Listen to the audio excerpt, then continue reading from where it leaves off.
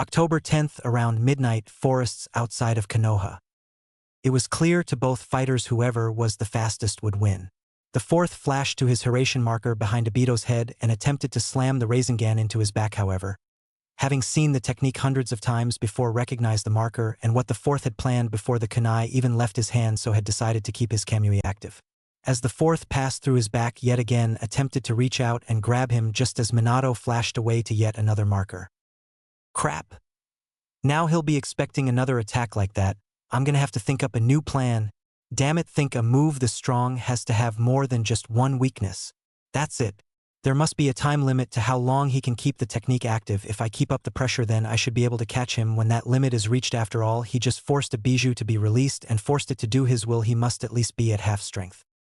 Finally armed with a way to beat his masked adversary, he peppered the area with about half of his special kunai Hiraishin.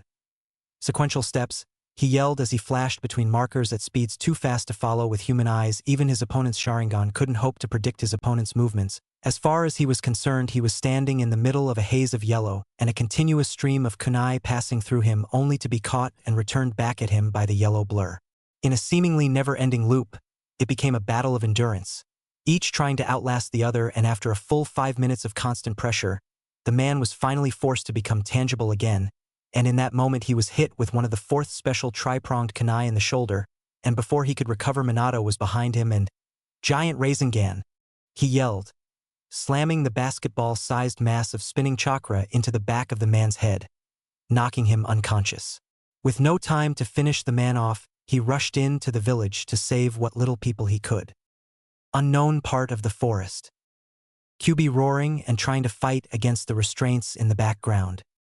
Minato, hurry, you have to seal the Kyuubi or else the entire village is done for. Kushina managed to choke out. It looks like there's no other option. I'm sorry about this, son, but sealing the Kyuubi in you is the only way. Cough. I can only hope that one day you can control the Kyuubi's full strength and not become corrupted by the power that I'm sure you will one day hold. Cough, cough. Kushina, if you have anything you want to say to Naruto, I don't think we'll get another chance. Naruto, I want you to grow into a nice young man and a strong shinobi. Remember to bathe every day and go to bed early. You need your sleep. Also, I want you to make friends. You don't need that many, just so long as they are true friends. Also, be wary of the 3 shinobi vices: drinking, gambling, and women. Cough. So be wary of Jiraiya since he's hooked on all 3 and will probably try to corrupt you. Okay, Minato, I think that covers everything we both needed to say. Cough. Though I doubt he will remember it. Don't worry too much, I'm sure the village will treat him as the hero that he is for his sacrifice. Coughs up a large amount of blood. And it'll work our life force into the seal to strengthen it and allow us time to talk to him and help him control the Kyuubi when he's ready. So until then, Reaper Death Seal. As the Shinigami reaches a hand through the fourth's chest to take his soul, a tiny voice whispers, just barely audible over the sounds of the Kyuubi, "Goodbye, Minato. Goodbye, Naruto." It was Kushina, only moments before she too passed away. 5 years later, streets of Konoha. If one was looking down from above, they would simply see a bustling city street with all the sights, sounds, and smells that accompany it, with nothing out of the ordinary. Well, except for one thing. Crash. To many onlookers, it would simply seem as if a yellow blur had hit a set of garbage cans being stored in an alley. However, get the demon. Kill him. Let's make him pay. That yellow blur quickly picked himself up and sprinted further down the alley, hoping that his unnatural stamina reserves would allow him to outlast his pursuers or at least have them too tired to beat him too much. Why me? He thought for what must have been the 10,000th time. Why can't they see that I'm not the fox?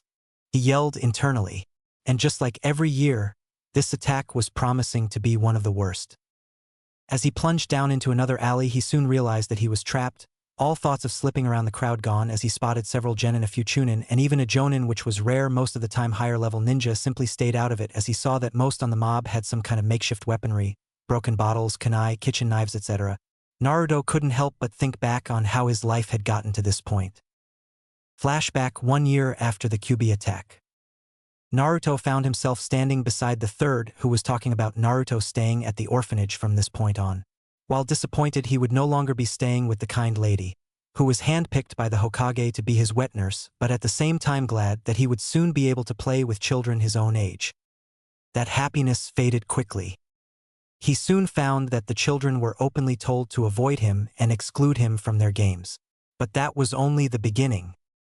He was only given the scraps to eat which were left over by the other children. He was given a worn-out old mattress with several broken springs sticking out through the thin padding. He was denied an education.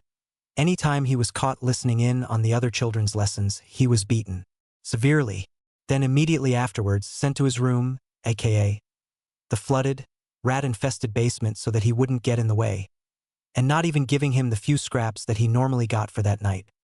This continued for the better part of 3 years, even surviving several assassination attempts such as stabbed through the heart, having his throat slashed out, bludgeoned until they couldn't even tell what he originally looked like due to all the blood and gore, neck broken, disemboweled, and as if that wasn't enough, strangled with the intestines, and many more. This led to the first great lesson in Naruto's life: how to endure pain.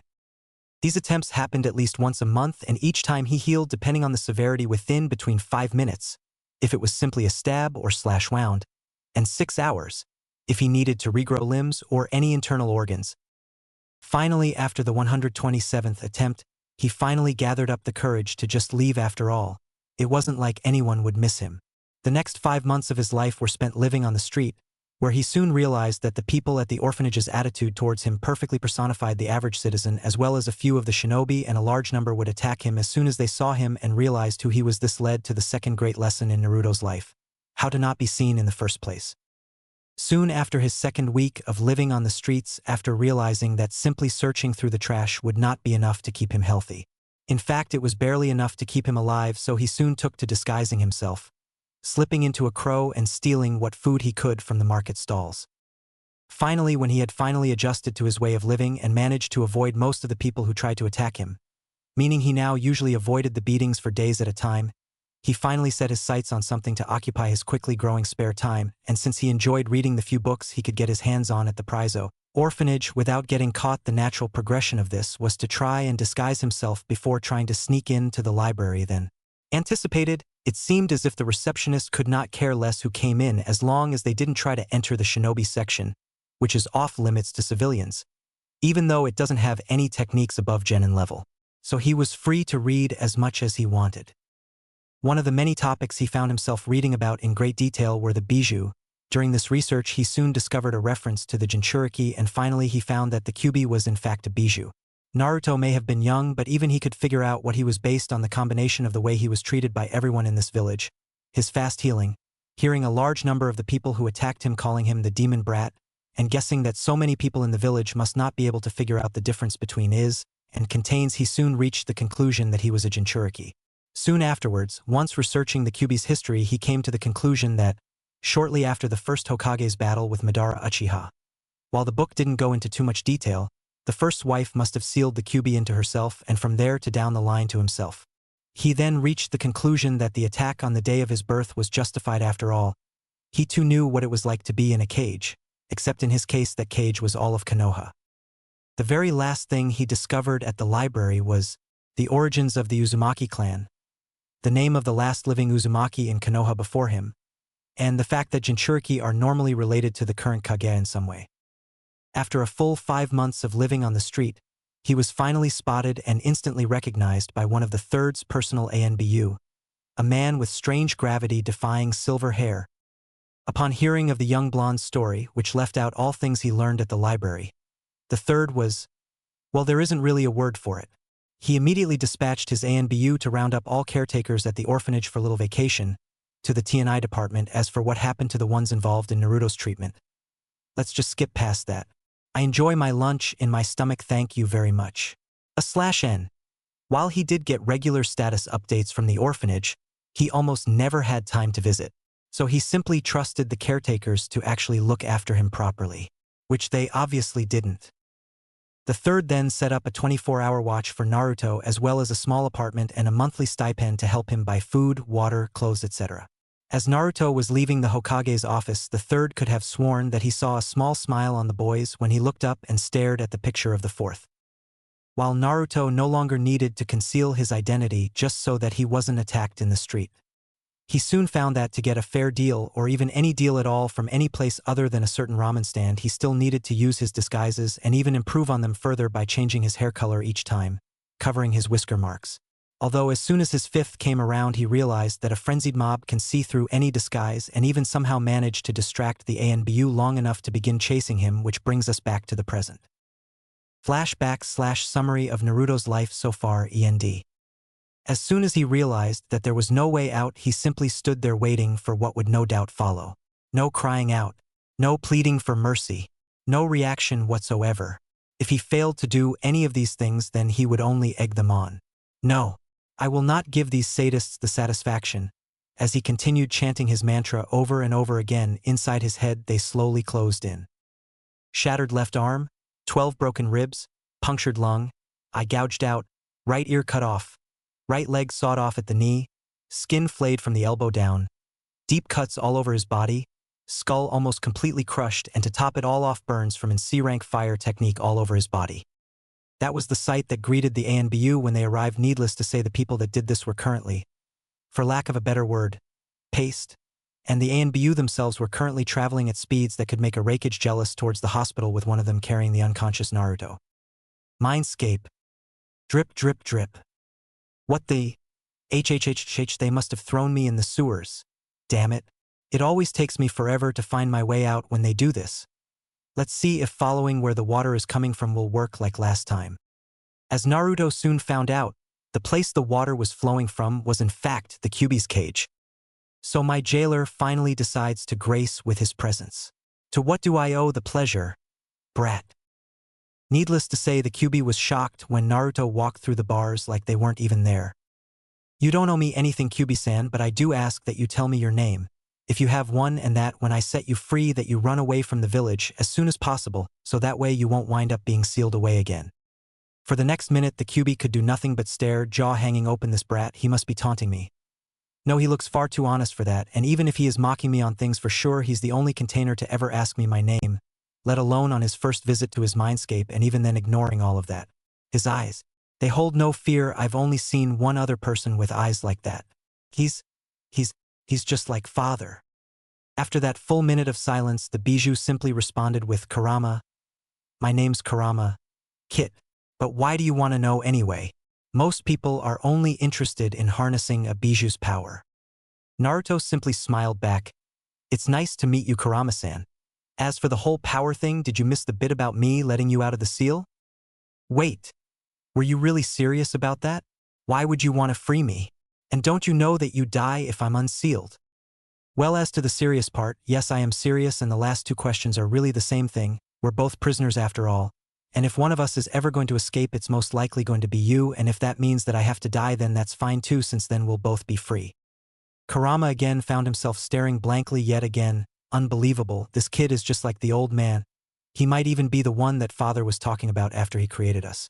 I should at least try test this theory. Right, if he does open the seal to let me out, I'll not try to leave, and if he survives the potency of my hatred, then I'll stay with him. After all, even the Uzumaki don't live that long compared to how long I've already lived, and if I kill off one of the few containers that wants to help the Bijou, then it'll just prove all the others right for treating us like scum. Kit, you are easily the most awesome container ever.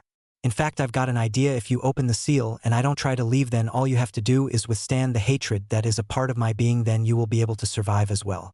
Also, I can sure as hell bet that there won't be any more attacks if they know I'll help you kill them.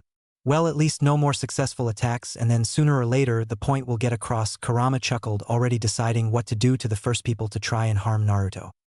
Naruto was staring speechless at the giant fox standing before him. He'd never expected that he could be free and survive. Okay then, Kurama-san, are you ready? He responded as he walked over to the ceiling tag. Humph. Enough with this, San. Already, Kit, we're friends now, aren't we? And besides, you're the one who's got a tough fight ahead to try and withstand all that hatred. Oh, and one more thing before you remove the seal. Technically, it wasn't me attacking your village that night. You see, Kit, of the few things that can control a Bijou, a Mangekyo Sharingan is one of them. It's a more developed form of the regular Sharingan, and the only one I've ever seen that had that level of control over me was none other than Madara Uchiha. Anyway, that bastard with the Sharingan is the real reason why your mother's seal broke, and why both your parents died that night. Naruto was completely speechless, as he had never suspected that Kurama was being controlled,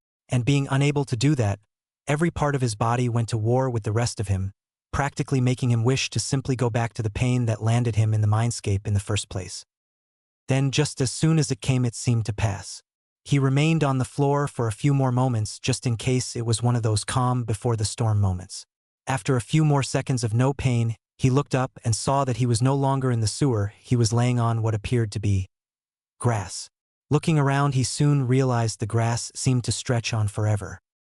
Hearing a clearly feminine voice behind him whisper, "Hello, Sochi," he immediately whipped his head around only to see two figures standing before him, one a tall man with shoulder-length blonde hair, chiseled features and piercing sapphire blue eyes. He was wearing standard blue Jonin attire with a white trench coat with red flames across the bottom and the kanji for 4th Hokage written across his back. Not that Naruto could see that part. The woman who spoke had red hair that fell down to her waist, violet eyes, mid-DD cup breasts, and a curvy yet athletic figure. She was wearing a simple green dress and had blue hair clips in her hair. "Tu-san," he managed to choke out, "Ka-san," with the ANBU team carrying Naruto. At the hospital minutes earlier. After a great deal of threats, the ANBU had finally forced the medics to treat Naruto. However, they could not stop them from taking Naruto to a section of the hospital that looked as if no patient or cleaner for that matter had been in years. The small amount of equipment the doctors and nurses had even bothered to hook him up to seemed to be seconds away from shutting off for good, or exploding if the sparks coming off it were any indication. /N. Think the kind of sparks that would make a taser jealous? If it had emotion? Or any form of sentience whatsoever? Okay, just picture a lot of sparks. The staff soon left after giving the most basic of first aid. As the ANBU stood guard, especially keeping an eye out for any further attacks from the hospital workers themselves, they each found themselves sweating as a borderline unnatural level of killing intent emanated from the doorway where there stood one very pissed off Hokage. "What happened?" he whispered. His voice so laced with equal parts anger and concern for Naruto that the ANBU took an involuntary step back in the face of the glaring Hokage/grandfather figure to the child they had failed to protect. After a few moments, one ANBU wearing a bear mask spoke up to give his account of what happened. "Hokage-sama. We were watching over Uzumaki Naruto when some of the villagers managed to distract us long enough to chase Naruto-san far enough away that we couldn't sense him and had to search manually. By the time we managed to track them down, they were already beginning to leave. We quickly executed all those that we found, but the child was unresponsive at this stage, so we brought him here to be treated." As he finished his report, the masked man could feel the Hokage's mixed emotions shift to being mostly concern as he gazed down at his surrogate grandson. Suddenly, the room was filled with so much killing intent, it made the Hokage's look like that of a fresh genin, and along with it came the immediate rush of visible red chakra. As soon as the third recognized the feeling of the Kyuubi's chakra, he immediately formed the strongest barrier he could in an effort to both contain the chakra, both to stop it from damaging any of the ANBU in the room and to stop any sensor from picking up the disturbance and throwing the village into a frenzy. "Borgo. Gather as many men from the barrier core and bring them here. Hurry!" Even as he was talking, he could feel the barrier start to waver and cracks began to appear. They needed to hurry. If they were too late or there was no way to stop the Kyuubi from being released, then he didn't even think about what could become of Naruto. Or the entire village for that matter. Seconds later, just as a third tail of chakra was added to the fox-shaped cloak that had formed around the sleeping boy and was beginning to lash out the same as the others, the formerly raging chakra stopped. Now listing aimlessly within the barrier, everyone outside was left slack-jawed, trying to make sense of what they had just witnessed. Could he be? No, it's almost impossible for someone so young to control that much of the nine tails chakra. So why has it stopped? The old man wondered, this child laying before him still motionless, barely even showing the slightest hint of even still being alive, had just managed to stump the legendary professor, along with everyone else present. back inside the seal. Tu-san, Ka-san. The young blonde boy gazed up at the smiling faces of his two parents who, seconds later, found themselves in a vice-like three-way hug, courtesy of Naruto, who at this point was sobbing uncontrollably with happiness at the chance to finally meet his parents. Kushina at this point had broken down crying, "Sochi? I'm so sorry. What you must have went through. To be here at such a young age. I'm so sorry." Naruto, tears openly began streaming down her face.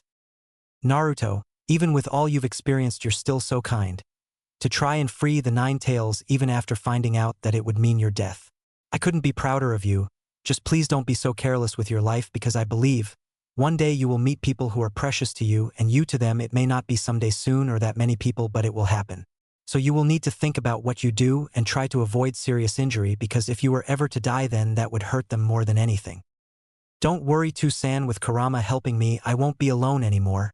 And I promise it'll make you both proud." Naruto responded, tears flowing freely down his face. "Sochi, our chakra is wearing out, so all we can do now is tell you.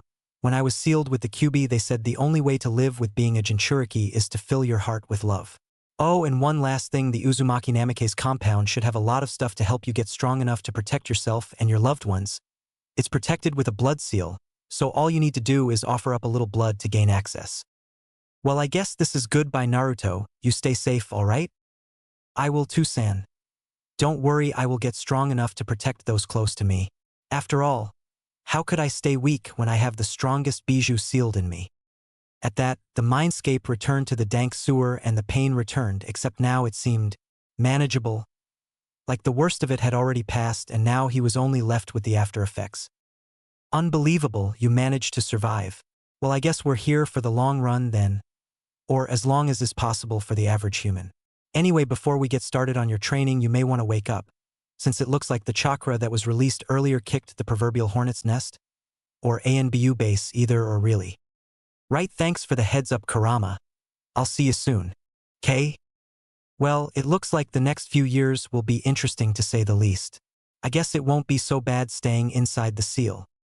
Outside world."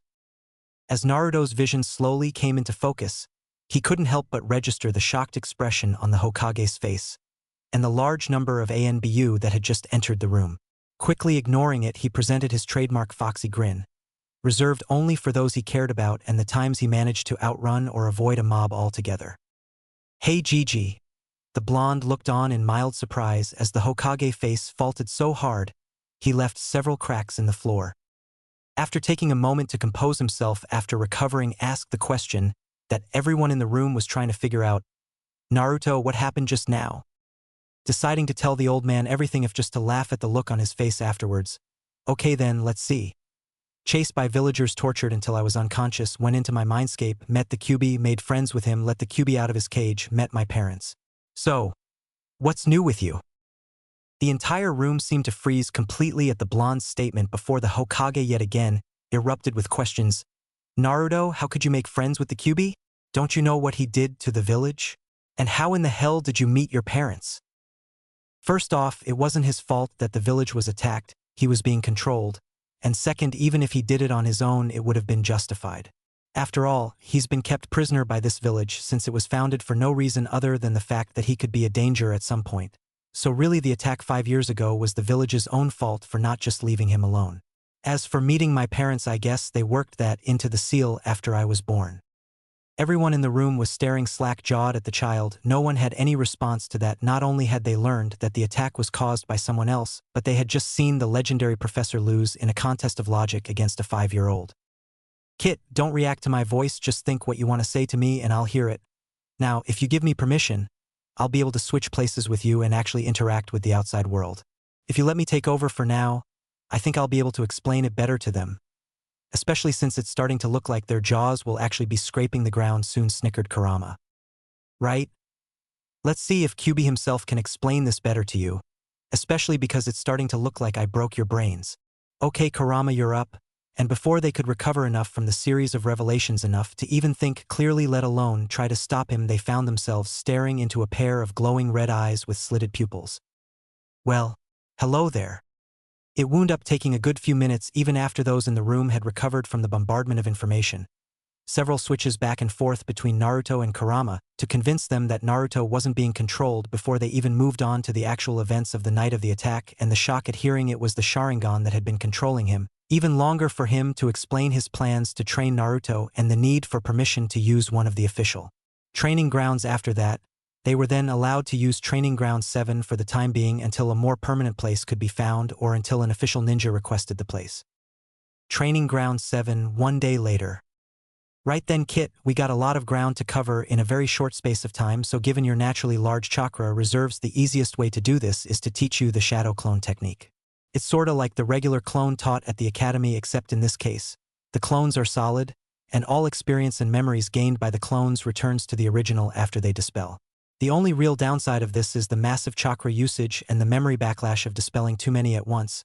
Given your reserves now and what they will one day grow to, you only need to worry about the memory backlash. After sending the necessary hand seal, information on how to mold chakra, and telling him to try it out, his results were astonishing. Even Kurama was speechless, since he'd been planning the full day to learn this on its own, and now standing in front of Naruto were 200 clones all raring to go, and Naruto himself was only a little bit tired, but still ready to go. While his clones worked on perfecting a few minor techniques such as transformation, substitution, chakra control, and the basic forms of the academy style. Each group with 50 clones, while the original was working on strengthening his body by doing circuits of 50 sit-ups, push-ups, squats, and then running 10 laps of a medium-sized lake nearby, and every time he collapsed in exhaustion his accelerated healing factor would kick in, and he would be right back up to continue in a few minutes. He dispelled the clones at regular intervals to reabsorb the knowledge before making another 200 clones to do the same thing all over again. The daily routine continued for a full 2 months, and in that time the routine had gotten steadily harder. Weights added to help with muscle mass, though kept small to avoid stunting his growth.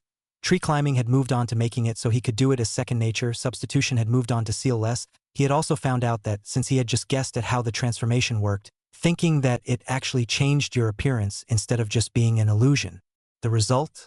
Actual shape-shifting. He was now working on making it possible to change into things much smaller or larger than him, like an animal such as a cat or dog. Finally, he had moved on to learning the more advanced techniques of the Academy Taijutsu style. Kurama finally decided it was time to tell Naruto the real reason he wanted him strong enough to protect himself in such a short time. Kit, get into the seal, I need to talk to you face to face. Inside Mindscape. Okay, I'm here. Wadia need Kurama? I mean, I already changed the Mindscape around for you, what else could you need added here? Simple, Kit. I think you may be strong enough to take care of yourself while I give you a little boost in power. Actually, the reason I wanted you to become strong so fast was because, if you agree to this, then you'll basically have to rely entirely on your own abilities to protect yourself for at least a full month, especially since I won't even be able to talk to you during that time. You may want to consider asking the Hokage about permission to leave the village, at least to be on the safe side. Naruto stared at Kurama for a full 2 minutes, still at least a little nervous at the idea of being on his own for a full month, but if there was anything that made him excited, it was ways to get stronger, so finally he responded. Okay, the Kurama, but what exactly are you gonna do? And can we wait till we're outside of the village before we start? If there was one thing he knew, it was that villagers always picked the worst possible time to get sneaky. The simplest way I can think of explaining it is that I will be reawakening dormant DNA. You see, Kit, people retain all the genetic information of all their ancestors, but only a tiny portion of this is ever actively used. Since this covers such a wide time span, it would most likely result in clone of each other if certain traits didn't become more prominent in different people and develop ones that haven't shown up in the family for years.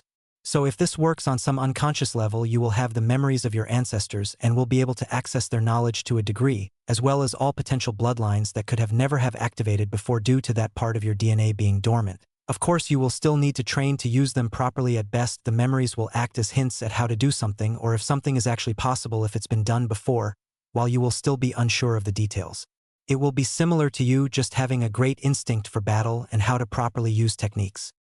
Naruto, being so excited at the idea of getting stronger so much faster, sped off to the Hokage Tower, completely unaware of the purple-haired 5-year-old who was now leaving the bushes. She had been observing him from. Wow, he seemed pretty strong. But I wonder why he just stopped moving for a while there before he left. He didn't seem that tired. Oh crap, I got distracted and now I'm going to be so late for Orochimaru-sensei's training. And with that she rushed off in the opposite direction, in the hopes that it would only be by a few minutes and he wouldn't beat him mad, while still planning on talking to the blonde kid she had seen. She soon settled on visiting the training ground every now and then to try and meet him. Hokage's office. "Hey Gigi!" yelled Naruto cheerily as he saw the aged Hokage still at work at his desk while most other people in the tower were now away for the night. "Ah, Naruto-kun. How are you today? And is your training going well?" "Yeah, it's going well, Gigi. Actually, that's what I wanted to talk to you about, you know. You see, the fox knows of a way to help me get stronger really fast, but here's the catch. He needs to focus entirely on this method, so not only will I not heal as fast as I normally do, I won't even be able to talk to him for a full month. So the thing I wanted to ask was if you'd let me go outside the village as an extra way to protect myself, especially since villagers seem to sense when the best time to attack me is." At this, both the Hokage and Naruto's mood darkened considerably. I suppose it is true that they seem to have a sixth sense about these things, and Naruto will easily be able to take care of himself. All we'll need to do is make sure no one can find out where he is. It will probably be safest if he goes out on his own. That way there will be no chance of a leak. "Okay then, Naruto, but one thing. I can't send anyone with you or give you any advice on where you should go to avoid letting any information leak, so I'll need you to keep your tracks well covered, and you will need to pass the gate under a fake identity when you do leave. Don't worry, Gigi. I'll be fine after all. I still gotta take that hat from you." With that, the blonde bolted out the door to pack his essentials. Both were unaware of the hidden route ANBU, hidden behind the bookshelf, who had just left to inform Danzo that his chance to obtain the ultimate weapon for himself.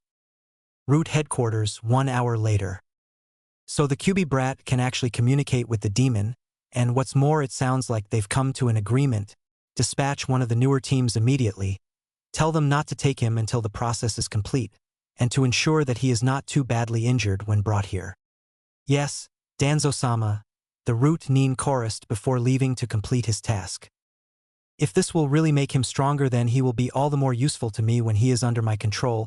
It is a shame that I can't just take him while he is cut off from the beast, but I still can't risk interrupting the process in any way, especially with something so complicated as to take the full concentration of a being as strong as the Kyuubi, as the effects of it failing could make him useless.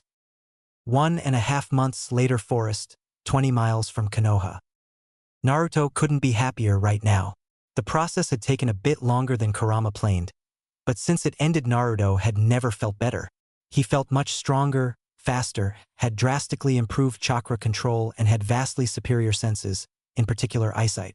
What's more, he actually felt as if he was drawing in more energy from the world itself, which wasn't really surprising since Kurama had said all of his chakra seemed to have traces of nature energy in it. The fox said that while his healing would now be slightly increased, it was still nowhere near what it was before, as Kurama had drained himself dry to finish the process and needed about 3 more days' rest to fully recover.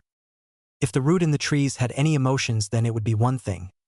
Pissed they had spent the better part of 2 weeks trying to track down a freaking 5-year-old who as of yet didn't even seem to notice he was being tracked.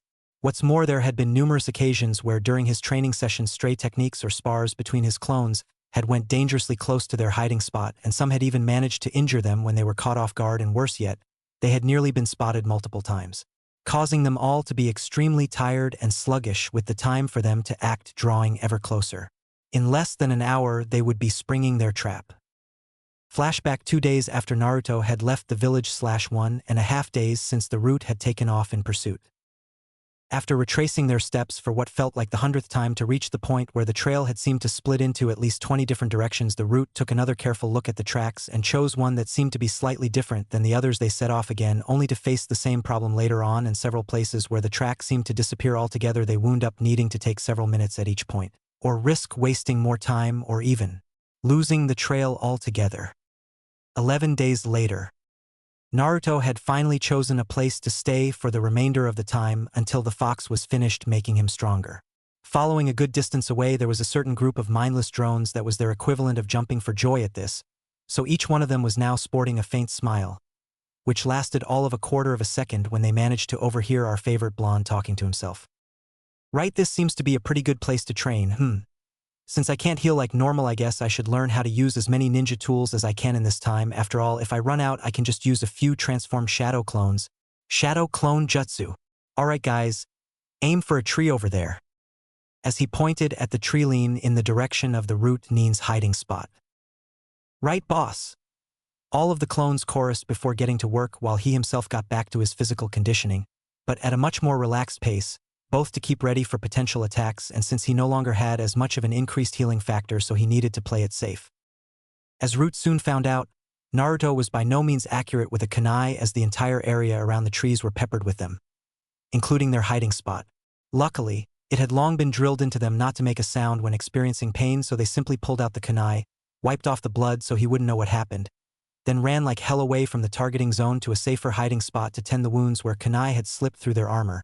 However, they couldn't use any medical jutsu as they didn't know how good of a sensor their blonde target was, but if the effort it took to find him was any indication of his skills, then it definitely wasn't a good idea to leave it to chance. Flashback end. Being unable to set traps beforehand since Naruto kept taking seemingly random detours, so often in fact that his pursuers had given up all hope of not just charging in. So that's what they did. Naruto leapt out of the way to avoid some senbon that were sent directly at his neck, then needed to dodge yet again as a chain tried to snare him from the trees. Now, with the element of surprise gone, all of the Root Nins gave up any attempt at stealth while they exited their hiding spot and surrounding him. "Naruto Uzumaki, come with us, or we will take you by force," one of the blank-masked ANBU spoke stoically. "Like hell I will, you just freaking attacked me and now you ask me that. Are you freaking insane?" Naruto yelled back. The Root Nins seemed to pause at this, almost as if they were trying to decide if the reason they went straight to attacking was because, even with their emotionally stunted minds, maybe, just maybe they had wanted to extract some form of revenge upon the young blonde for all the trouble they had been through the past month and a half. Quickly shrugging off this thought, they returned to their fighting stances while the one directly behind Naruto dashed forward, tanto drawn and poised to sever the muscle tendons in his legs, only to trip on a root that seemed to flex out of the ground at that critical moment and snare his leg for a split second before he broke free. Naruto quickly recognized the sound of movement behind him. He pumped chakra through his circulatory system to give him a boost of speed and ducked out of the way before another dived in with a punch to the throat, which Naruto blocked and responded with a mule kick to the man's stomach and a shoulder throw which sent the man flying towards the tree. Hard. Drawing a kunai and turning again to face his other two opponents that were still standing, he found one blade a foot away from his stomach and the other a split second away from disabling his shoulder. He unconsciously sent large amounts of chakra to his eyes. Time seemed to slow until the two roots seemed to be moving at an almost sluggish pace. What's more, he found himself capable of predicting both the weapons' trajectories. He quickly diverted the blade aimed at his gut with the kunai and dived under the one aimed at his shoulder. Quickly springing up, he threw the kunai as fast as he could at the one closest to him, which hit him dead in the throat, killing him almost instantly and leaving the other two cursing their exhaustion and the resultant sluggishness.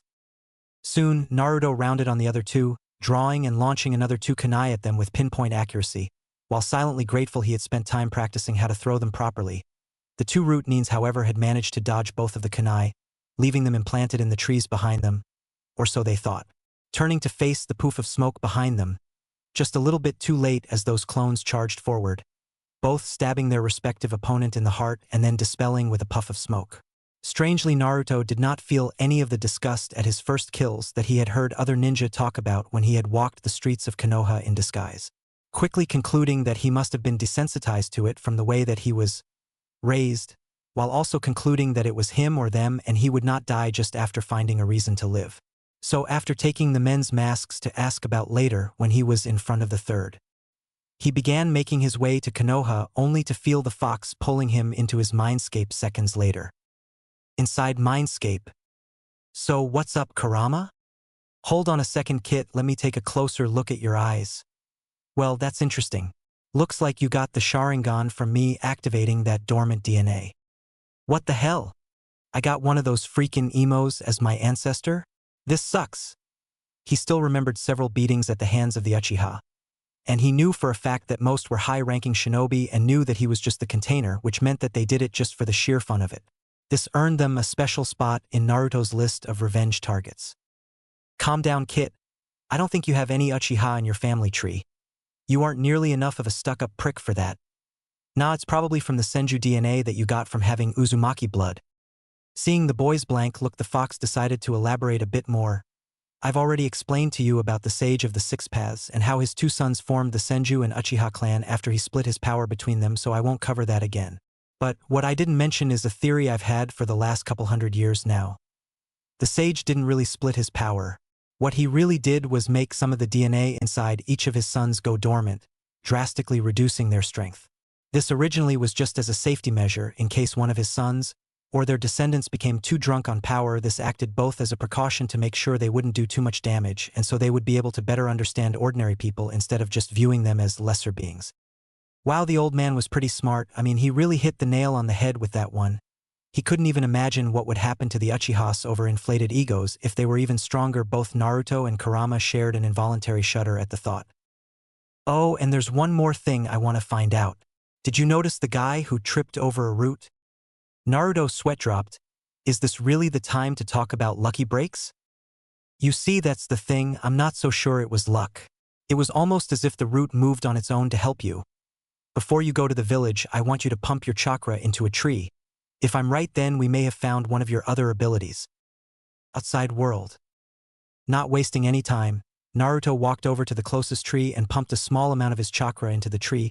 Seconds later, large branches began to sprout out of the previously small tree as the trunk itself grew much larger and it began to reach the height of, and then surpass all the other trees in the area. Even the leaves looked greener and healthier than the other trees in the forest. Cool was the only thing the young blonde could say in response to this.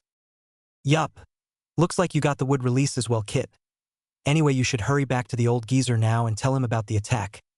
Just don't mention the sharingan or the wood release since that will just cause a whole bunch of other problems for us. Wait, one more thing. I got another plan to help you get stronger, but you're gonna need to ask the third about it. I'll tell you about it while you're heading back. 7 hours later, Hokage's office.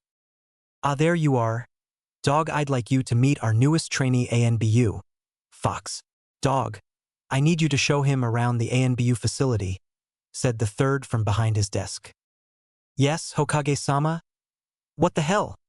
Replied the silver-haired ANBU as he took in the image of the latest ANBU trainee standing in front of him, wearing a full set-out the standard ANBU gear complete with the ANBU tattoo visible on his shoulder.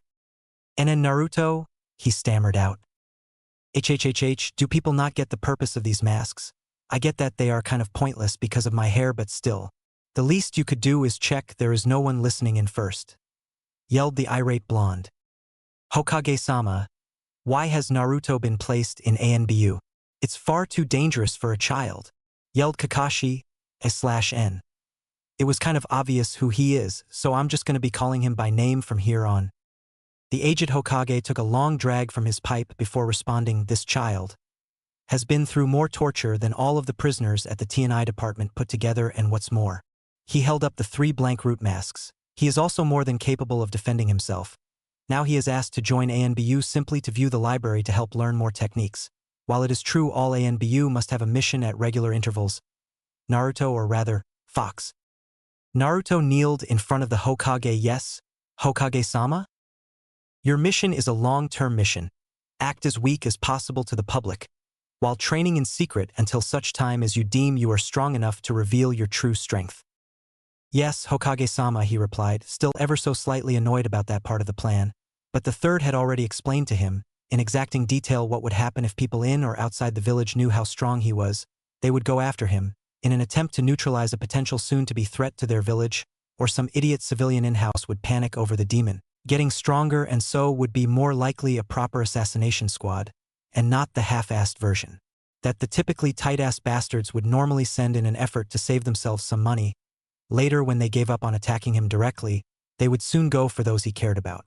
Even if that list was currently very short, being just the Hokage, not too much danger of him getting targeted, and a father-daughter duo that were currently running a ramen shop.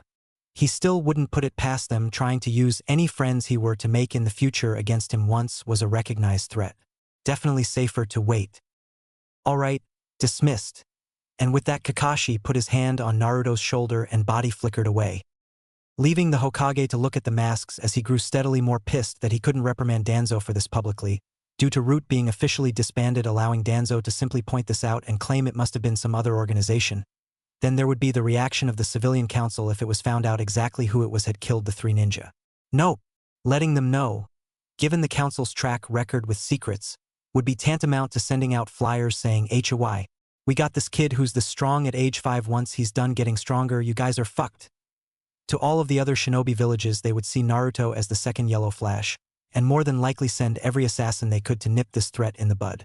One month later. Naruto was leaving the ninja supply store fully stocked with all the necessary materials to help with what could only be described as the prank of the year. He really needed to thank Kurama for the idea to practice stealth by pranking, and now he had his sights set on the Uchiha compound. The plan was simple. He would put itching powder on all their cloths, paint bombs rigged to go off at all doorways with rigs that would reprime the door when closed, and the device itself would be inside the wall itself to avoid sharingan detection. A very large and varied amount of fireworks to mimic the sounds of an attack to give them a reason to go through the door in the first place.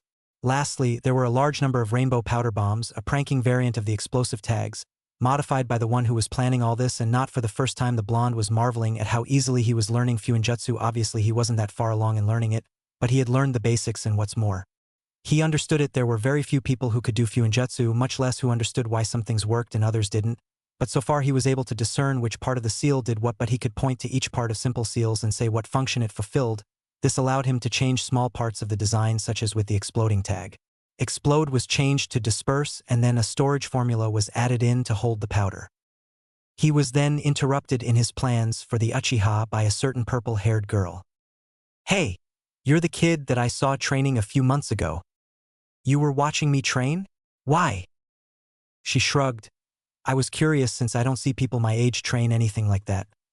Well, except for clan heirs, but most of them do it on clan property. Anyway, wanna spar?" "Why would we spar?"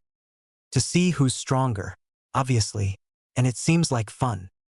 "Okay then, let's go." But Naruto didn't really care who won. All he wanted was the chance to make a friend. After their spar came to a draw, he treated her to ramen and agreed to spar again sometime soon. They did, and he won, so she treated him to dango. This continued for several more months, and they become fast friends, soon deciding that since they were friends and both orphans living alone, that it would be better if they lived together and split the cost of living while keeping each other company. Over the course of about a year, Naruto even shared some of his history along with his training in ANBU, and even told her about his tenant. He did, however, ask that she not mention it to anyone, and they both took to training in Area 44, also known as the Forest of Death. When Anko didn't have training with her sensei, this routine continued until a few months before they were to actually enter the academy. As for his training over this time, he had found out he possessed strong affinities for all elements but lightning. He had begun the basics of training his would release, mostly in secret since it was one of his best trump cards, and while he didn't like the idea of becoming dependent on his eyes, he still trained to mature them to the point where they were now fully matured, since it would still make a very good trump card in a life or death fight. Lastly, he had visited the Namikaze clan compound and found the instructions for a large number of his parents' techniques, though so far, he had only really perfected the Rasengan and the Uzumaki Taijutsu style, which relied on speed and unpredictability to disable their enemies. Naruto and Anko's apartment. Naruto entered the apartment he shared with Anko after a full day of training to find what appeared to be the remnants of a war. Holes peppering the walls, ceiling, and floor, all of their appliances destroyed and littering said floor, tables overturned, and what seemed to be sobbing coming from Anko's bedroom. "Anko-chan? Anko-chan?" Abandoning all caution, he rushed through the door to her room, immediately spotting her huddled up into a ball in the corner, sobbing uncontrollably into her knees with one hand gripping her left shoulder. Quickly moving forward to comfort her, he found out after calming her for a good half an hour, he finally managed to get the full story of how her sensei had done some weird experiments, mostly involving children, and had even used Anko as a subject for his research, which was the time the third found out what he was doing and tried to take him prisoner, only to have him slither away, /n. "I'm sorry." What's more, he learned that since word spread, people had begun treating her differently. Mostly this was just cold stares and occasional mutterings to other people nearby, and Naruto knew well how quickly those whispers turned into actions, so soon made a half-dozen shadow clones to check and improve the already extensive array of security seals, as an extra measure of precaution. That night, Naruto found himself awakening to the sounds of footsteps approaching the bed. Quickly deciding it couldn't be an enemy, he cracked an eye open to see what Anko wanted, and was thoroughly surprised when she didn't say a word and simply crawled under the covers and snuggled up closer to him. Deciding that anyone in her situation right now wouldn't want to spend the night alone, he simply pulled her closer and whispered "Good night, Anko-chan" into her ear before drifting back off to sleep, with Anko following him soon after. From then on, the two trained together mostly in the Forest of Death. Anytime either were exhausted, then Kurama would soon top them off again so they could keep going. One of the great advantages of the forest was the inherent privacy that came along with it, so Naruto was free to practice his would release as much as he wanted. He soon mastered most of the first Hokage's techniques, with the exception of the wood golem and a few others since they would have drawn far too much attention when learning them. He even created a few with techniques of his own later on. Naruto soon dived fully into seals in an attempt to free Anko from the cursed seal Orochimaru left her with, and by the time he was 10 was on the border of becoming a level 10 seal master. As for weapons, he soon decided that most conventional weapons didn't suit him well enough. Staves, while good all-round weapons, broke easily and were not suited for kill shots. Swords, while good for killing strikes, were bad at incapacitating. So he decided to get the best of both, something which could be handled like a staff while having a means of easy kill shots and, most importantly, sheer badassiness. Yes, that was what he needed. A scythe. As for Anko, she had become extremely skilled at poisons, traps, and anything snake. While she was also skilled at taijutsu, using her superior speed and flexibility to weave in and around opponents while striking the critical points on their body. Shortly after they turned 8, they were enrolled into the same class in the academy along with several prominent clan heirs and, as per Kurama's suggestion, had planned to keep a low profile, each sending in a shadow clone while they trained. That plan lasted all of 2 days. Shortly after joining, there was an unscheduled taijutsu practice against the assistant teacher Mizuki, who obviously had a deep-seated hatred for both the blonde and Anko, so had went much more roughly with them, which, since they weren't expecting him to move that fast, had reacted on reflex. He woke up in the hospital a week later after suffering severe nerve damage and a paralyzing poison that no one at the hospital had seen or heard of before. Of course, the council soon heard of this and summoned him to their meeting chambers. Council chambers, 3 hours after the students' spar with Mizuki. The Hokage found himself looking over at the 2 children who had been dragged before the council. The council, which was currently looking at every possible way to have them both executed, or at least taken out of the ninja program indefinitely. Of course, he knew for a fact that they wouldn't be able to do anything to them. No, what was causing the headache was the fact that their true strength would most likely become public knowledge. As he refocused on the clamor from the civilian side of the council, he couldn't help but wince at the high-pitched voice of a certain banshee/head of the civilian side. "I say we execute them. We can't let them get away with ganging up and trying to kill an instructor," she screeched, looking over to the seemingly terrified young children, and wondered briefly if he was the only one who saw that there was absolutely no fear in their eyes. In fact, they were almost breaking out in laughter as they watched the whole scene transpire. He briefly thanked Kami that the civilian side was too focused on getting the 2 executed, to realize that no academy students should be able to beat a Chunin, even if they were taken by surprise by 100 regular academy students. Still wouldn't work. Luckily, the civilian side was too set on getting them killed to realize this, and the shinobi side didn't care, them being all too used to ignoring the civilian side when they got like this. Finally, the third spoke up. "Need I remind all of you that the instructor in question was reported to have been using drastically excessive force against these children. If Mitarashi-san hadn't surprised him, then Naruto would most likely be dead," letting a little killer intent leak out to shut up the mutterings of how close they came to being rid of them both. The discussions dragged on for a few more hours, which consisted of the civilian side saying more or less the same thing over and over again, after which the Hokage simply said that he couldn't punish them for an over-eager teacher and afterward called them both to his office. Hokage's office. After collapsing down into the chair behind his desk, the Hokage let out an exasperated sigh. "Naruto, Anko, didn't I tell you two to hide your abilities?" After a quick nod from both of them, "Then what the hell was that about?" he yelled. "Well, we figured that a Chunin getting caught off guard was easier to explain than either Chunin taken down by academy student or that we were using shadow clones," he replied nonchalantly. Meanwhile, Anko was biting her lip to stop herself from laughing. Clearly relieved that they avoided letting the secret out altogether. "Okay, but why did you put Mizuki-san in the hospital?" Naruto scoffed at this, and even Anko seemed to get a little angry at that. "That guy was practically oozing hatred towards us. We figured that this would make him a little bit more nervous about trying anything again." "Yeah. Plus it was kind of funny when he started foaming at the mouth. Do I really need to say who this was?" Naruto then burst out laughing while the old man stared open-mouthed at the pair. "Well, that was fun," said Anko, who was in a pretty cheery mood after leaving the Hokage's office. "Yup, we gotta get dragged to the council more often," replied Naruto. "It's kinda late, so we can't really train. Wanna get some dango?" asked Anko, fully expecting what followed. With a scream of excitement, Naruto hoisted her over his shoulders and sped over to his favorite dango shop. While still not liking dango as much as ramen, they had both started to really like the other's favorite food, to the point that, on the 2 days a week when they were able to eat whatever they wanted, Kurama had started making them both eat healthfully to help them with their physical training. Was now split 50-50 between ramen and dango. 3 years and 8 months later. It was the morning of the academy's graduation exam, and a certain blonde had just woken up and was now enjoying the feeling of his girlfriend's body pressed tightly against him, with her head resting against his chest. All that stuff at the beginning of my life? Totally worth it. Now just focus on not waking her and maybe we can just dash. He paused just as Anko started stirring. Demamniiniet? Well, I guess we could pick up after the graduation exams. In fact, even better, since then we'll be legal adults. While both were at that stage in their relationship, they decided to wait until they were legal adults, agreeing that anything before that was Orochimaru's territory. And then, he was interrupted yet again as she started to wake up. "Morning, Naruto," she purred before giving him a deep kiss on the lips. "Dibs on first shower," she said before getting up to go to the bathroom, but paused in the doorway, shooting back a smile. "Unless you'd like to join me, Whiskers-kun?" she asked coyly.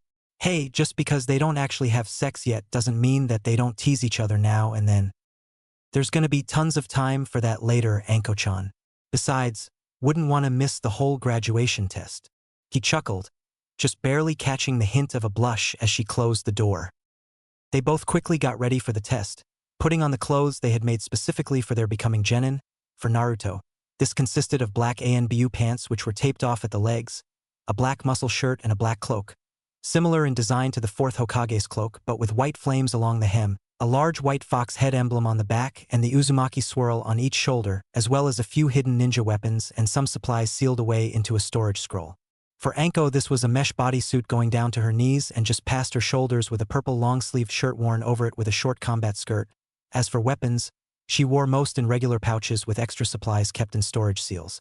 Over the time training together, both had grown to the point where they were quite tall for their age, with Naruto being 5 feet 3 inches with a compact, muscular build, with his hair now reaching down to his shoulders with 2 bangs on either side framing his face.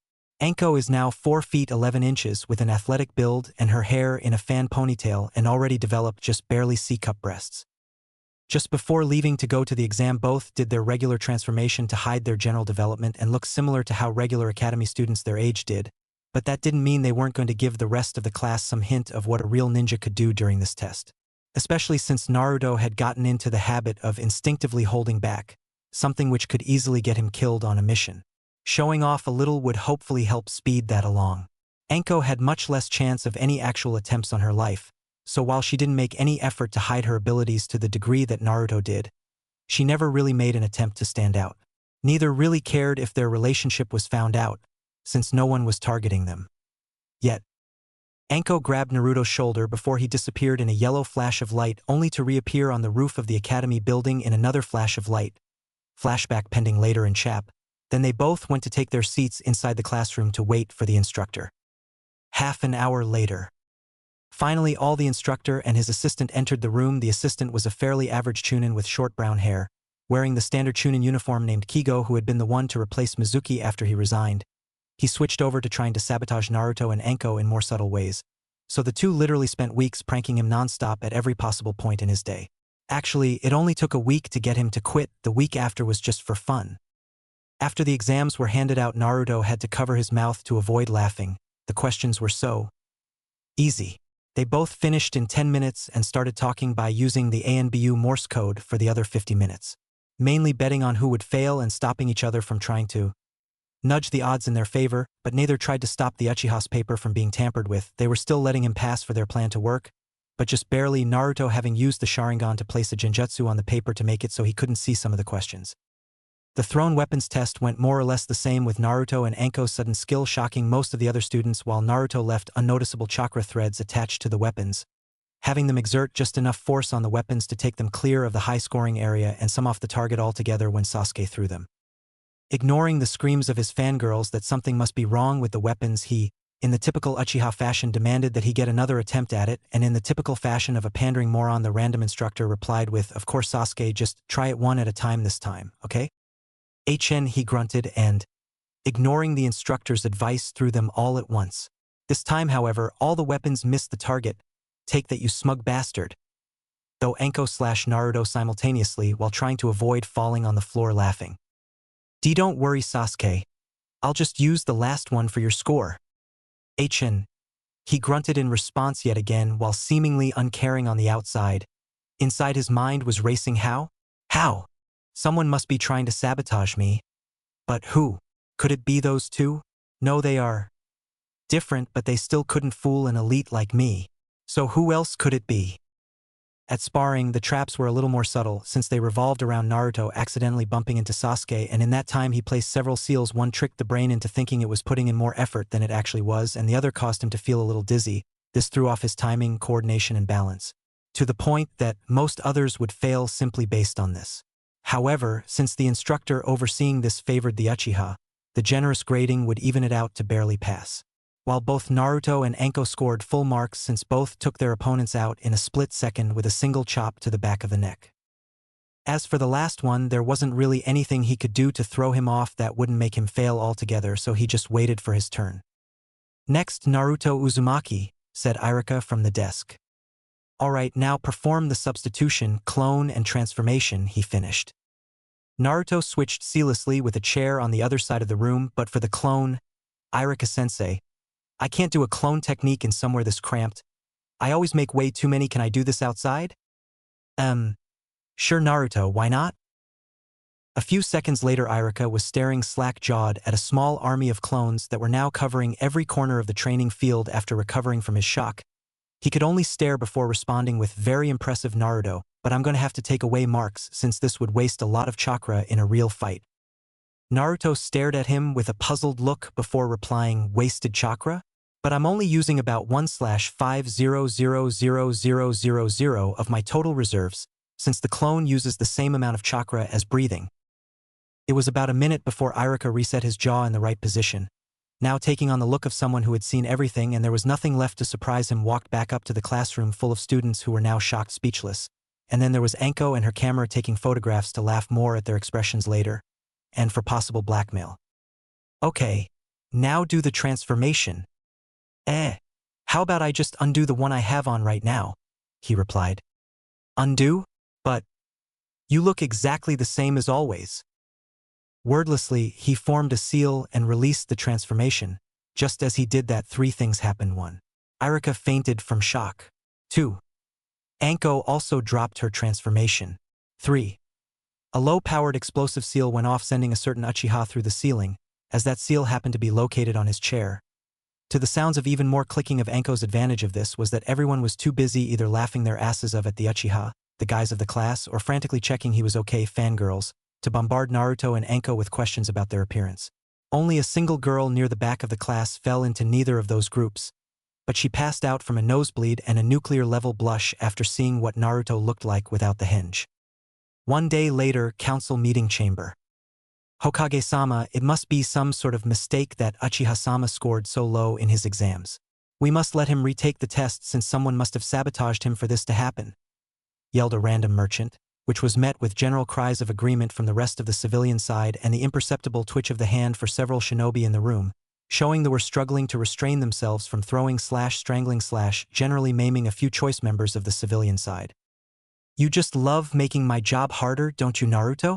Still, who would have thought you would do this when I said you would need to be on Sasuke's team to have Kakashi as a sensei, at least without the complications of the council demanding he would train the last Uchiha. You even pulled this off so flawlessly, there's absolutely no evidence that you did anything at all. Pulled out from his musings by the increasing noise coming from the council chamber, he returned his attention to the matter at hand, sending out a pulse of killing intent to shut up the others in the room. I will not be showing favoritism to any of the pupils. Sasuke will remain this year's dead last, and the rookie of the year will remain Naruto Uzumaki. Now on to the team assignments. 1 month later, academy classroom. Alright, settle down everyone. It's time for the team assignments. Team 1. Naruto decided this would be a good time to catch some sleep until his name was called. Team 7. Naruto Uzumaki, Anko Mitarashi, and Sasuke Uchiha. Your sensei will be Kakashi Hatake. What? Was the collective cry of all the fangirls in the room, who were heartbroken at the thought of being separated from their crush. Irika-sensei, why is Naruto Baka on Sasuke-kun's team? Why can't I be on it? Screeched Sakura. Because Sakura, the team's skill level needs to be balanced, so it's been a standing tradition to have the Rookie of the Year go with the Kunoichi of the Year and the dead last of that year. After realizing that the fangirls of the class were all swooning about how Sasuke was so cool for being Rookie of the Year, and how they wished he wasn't stuck with Naruto, he spoke up again. Fully expecting the backlash to follow, actually Sasuke was the one to score the lowest. A split second later he dived under the desk as his glass of water exploded from Sakura, and the other fangirls' shrieks that Naruto must have cheated reached the point where most people's ears would start bleeding. Meanwhile, Sasuke was sitting in the corner, still fuming over being the dead last and otherwise being his usual brooding self. In the hours after the team assignments, Naruto and Anko had gone from pissed to vengeful. Fun fact, two pranking geniuses are not the kind of people you want to annoy, and being 3 hours late will do just that. This is the story of how a deceptively simple prank of an eraser in the door turned into the tale of legend spoke by pranksters of future generations in hushed tones. It was the tale of the lost Jonin. But I couldn't be bothered telling it, so I'll just say that after one very shaky Kakashi, after his trip back for the female section of the hot springs where he was tied up, tarred and feathered, and on top of his entire Ika collection, returned to the academy, currently vowing never to be late again with this team, and just to be safe sent a shadow clone to the room while he waited on the roof, with a transformation applied to hide his startling resemblance to a chicken that survived an attack from a fox. The next day in Training Ground 7, 9 o'clock. This day would mark the first time in a long time for the copy Nin. Today, for once, he was on time. Not that his Genin team was complaining. Now for your actual Genin exam, this has a 66% rate of failure, meaning that 2 of you will most likely be going back to the academy. The goal is to take these bells from me before lunch. If you fail, you will be tied to those posts and not given any food," declared Kakashi, hoping that for once he had gotten a group that would understand the value of teamwork. Council's orders be damned. If they didn't get the meaning of teamwork, then no amount of political pressure would get him to train the kids. "HN, you two should just leave then, Dobe, because I'll be the one to get those bells," Sasuke smirked, and Kakashi felt his hopes for this team plummet. If they're all like that, I may as well fail them now. Last time I checked, you were this year's dead last. So I don't see why you're calling me Dobe, especially since I was the Rookie of the Year. So I'll ask once, do you want to work with me and Anko-chan? Or will you just try and fail on your own? Naruto smirked right back. Like I'd be held back by dead weight like you. I'll do this on my own, he shot back, visibly seething at the blow to his pride. Sasuke's attempt was, for lack of a better word, hilarious. Watching a fresh genin try to beat a jonin by sheer brute force, even if he was more skilled than most, was like seeing a toddler try to beat their 10-year-old big brother. Sasuke went in with the Uchiha interceptor style, trying to get in a punch to the stomach, which Kakashi blocked without even looking. Sasuke then followed through with a flurry of jabs at any openings he could spot, followed by an axe kick to the head and, pivoting on his hands, a rising kick to the jaw, all of which were dodged except for the last 2, which were caught. Kakashi then threw the genin towards a tree, only for Sasuke to recover mid-flight and launch a great fireball at him before turning to soften the impact. It did him little good. He soon found himself wheezing on the floor, trying to recover the breath that was knocked out of him and shake the numbness out of the arm he used to cushion the impact. He didn't even have enough time to recover his bearings. If he could, he would have noticed the wire trap that had him bound to the tree. Kakashi, having dealt with the Uchiha, looked over at his other 2 students and caused a minor earthquake with the force of his face fault. They were playing rock, paper, scissors? Yes, looks like I get all the fun this time, Whiskers-ku and Anko cheered, already shifting into an advanced stance from the snake style. Damn. Well, at least I'll get to see a good show. Are they even trying to pass? These 2 should have been the best at teamwork, and it's like they aren't even taking me seriously. They can't possibly have gotten that strong during their time training together, could they? /N. No, Kakashi didn't help them train. He knows Naruto hid his strength due to being the one who helped him find his way around the ANBU facility and saw him in the technique library occasionally, but as of yet has never seen either of them fight. It seemed he was going to get his answer as Anko charged and launched into a mid-chunin speed flurry of punches, kicks, knees and elbows, which in itself wouldn't be that hard for a jonin to avoid. If it wasn't for the regular appearance of snakes from the sleeves of her shirt, well, that and the earth spikes that seemed to appear at every spot he tried to place his feet, the cloud of dust that was taking form around all of the area and the occasional fireball thrown in. One thing he definitely wasn't expecting was when Anko vanished in a flash of purple light. While he was still trying to pinpoint her location, he wound up receiving a very painful boot to the back of the head. What the hell? Was that the Hiraishin? But how the hell could she know how to do it? Could it have been Naruto that taught her? But who the hell taught him? As all this was passing his mind in the space of half a second, he heard the distant sound of a bell going off. Quickly composing himself and resolving to get some answers later, he called a halt to the test and ordered the group to assemble. Sasuke, who had been untied by Naruto, was staring slack-jawed and speechless throughout most of the fight, and was still having trouble composing himself as he gathered with the other members of Team 7. While everyone here did show surprising skill, you all failed to get the bells. But I'm willing to, he trailed off as he saw the shared grin on Anko and Naruto's faces, each holding a bell up in front of his face. He looked down to where the bells were supposed to be, only to see the two around his waist transform back into clones of Naruto. How? He asked. I kinda used your fight with Anko as a distraction, then switched them when you weren't looking. You didn't think we were working separately on this, did you? Naruto chuckled sheepishly. Okay then. Team 7. Pass, he gave an eye smile before adding, we'll meet up here tomorrow. Sasuke, you can go home. Naruto, Anko, I need to talk to you. Anko, how do you know the Hiraishin? Looking to Naruto for confirmation, and seeing the slight nod of his head after a little deliberation. Naruto taught me a few years ago, she said calmly. Flashback 2 years ago. Naruto, age 10, had finally decided that he was ready to learn the Hiraishin, having reached seal mastery a few months ago. He started studying his father's notes on the technique a few hours ago and was finished reading all the notes on the technique. Crash. As he rose from the imprint his face made on the floor, he couldn't help but mutter to himself, freaking idiot.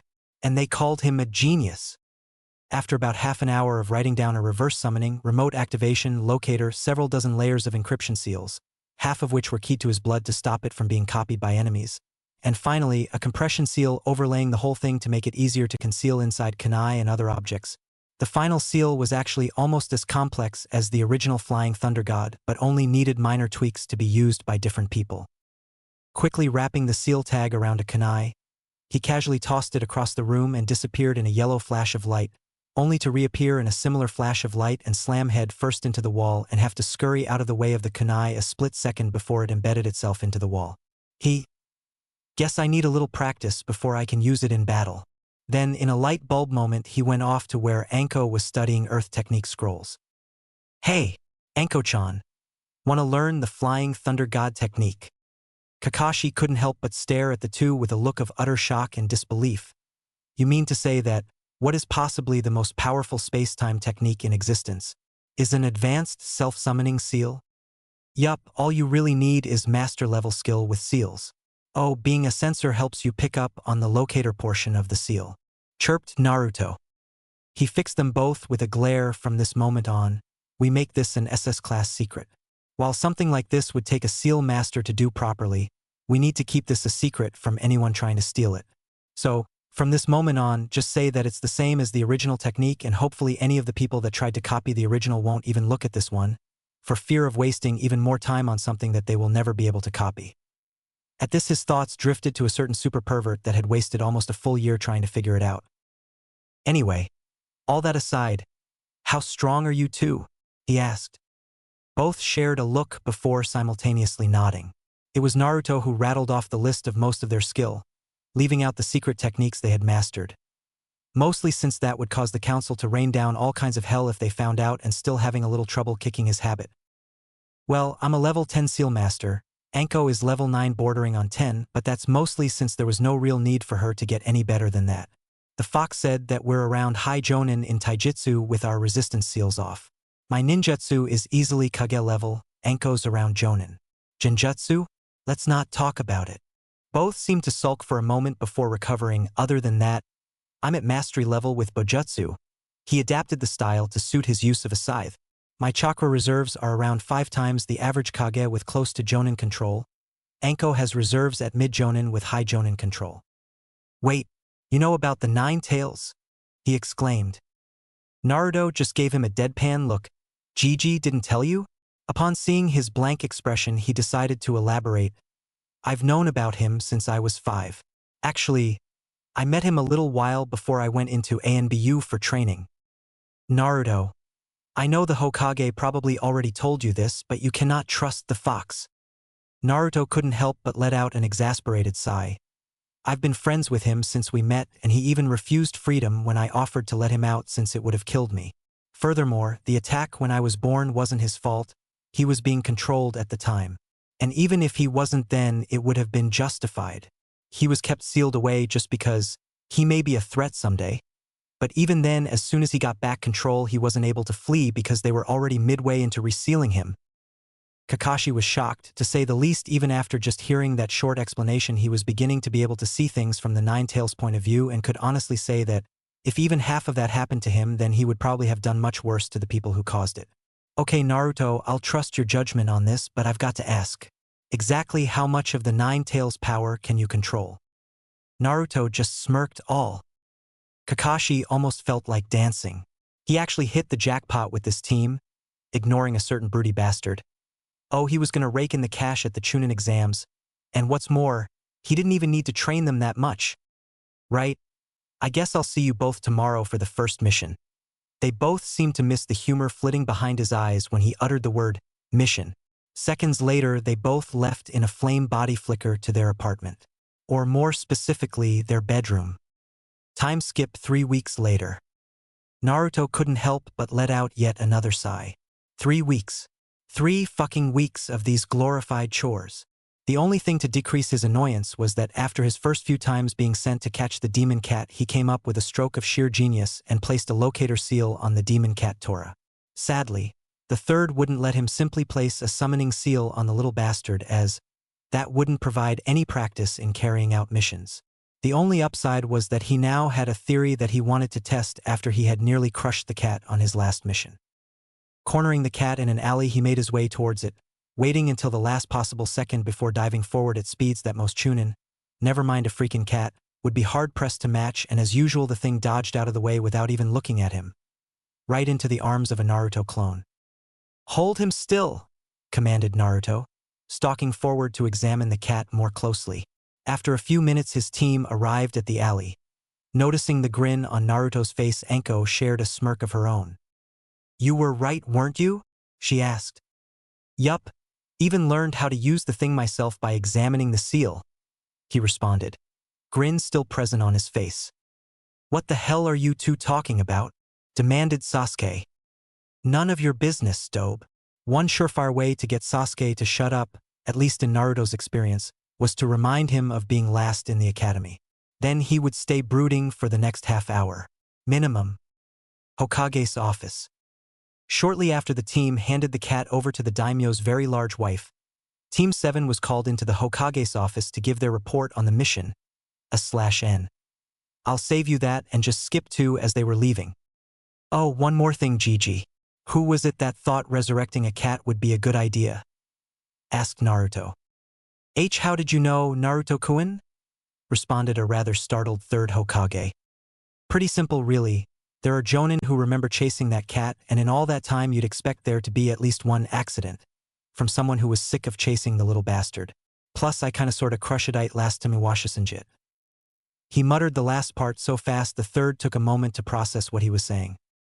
The old man took a long puff of his pipe before responding, "Very well, I'll tell you. But keep it quiet from the rest of the genin. Kami knows how many reports we'd get of genin killing Tora. Simply put, it was an idea by the second Hokage as a way to train new genin, and keep the daimyo's wife quiet after an over-eager genin killed it. Basically, it's a way for them to practice strategy, since the cat will keep learning of new way of avoiding its pursuers and ways to recognize traps. So teams need to become increasingly subtle and original in their methods, and especially fast at doing it since their target will never get tired," he explained. This seemed to satisfy the team and they left soon after, barely even noticing the third struggling to contain his laughter. Sure, that's what it resulted in, but Sensei really just enjoyed watching genin get shown up by a cat. he thought to himself while rubbing one of the many scars he himself had received at the hands of that little demon. Naruto stood in front of the trail of destruction that seemed to have cleared away everything ahead of him for well over 300 meters. But that is only to be expected of the fire release. Majestic destroyer flame. Good thing he angled the attack upwards, and he couldn't even begin to say how lucky he was that Anko told him to make a few dozen clones to reduce the damage with as many water jutsu as possible. The extremes he went to in his attempt to master the technique, if only as a new thing to mock any Uchiha he finds by mastering the technique to the same extent as their legendary patriarch, Madara Uchiha. So far he could only do it with a single two-handed seal, or multiple one-handed seals. But he was very close.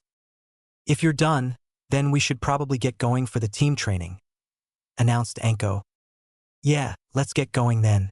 But first, would release deep forest emergence," he yelled, and immediately, trees began forming in the area, quickly growing to match all the other trees in the area, leaving it looking no different than when they had arrived for their morning training. Though at this stage he could probably do this in his sleep, since he had more or less recreated the entire forest at one time or another. Quickly dispelling the clones holding up the sensory barrier, the two made their way over to the team's training ground, talking on the way. "So what you want to do to mess with them this time?" asked Anko. Naruto quickly developed a fox-like grin that threatened to split his face. "Well, I'm glad you asked, my Hibiheim, Snake Princess," he replied as he pulled her close into a searing kiss before enacting his plan. At Training Ground 7.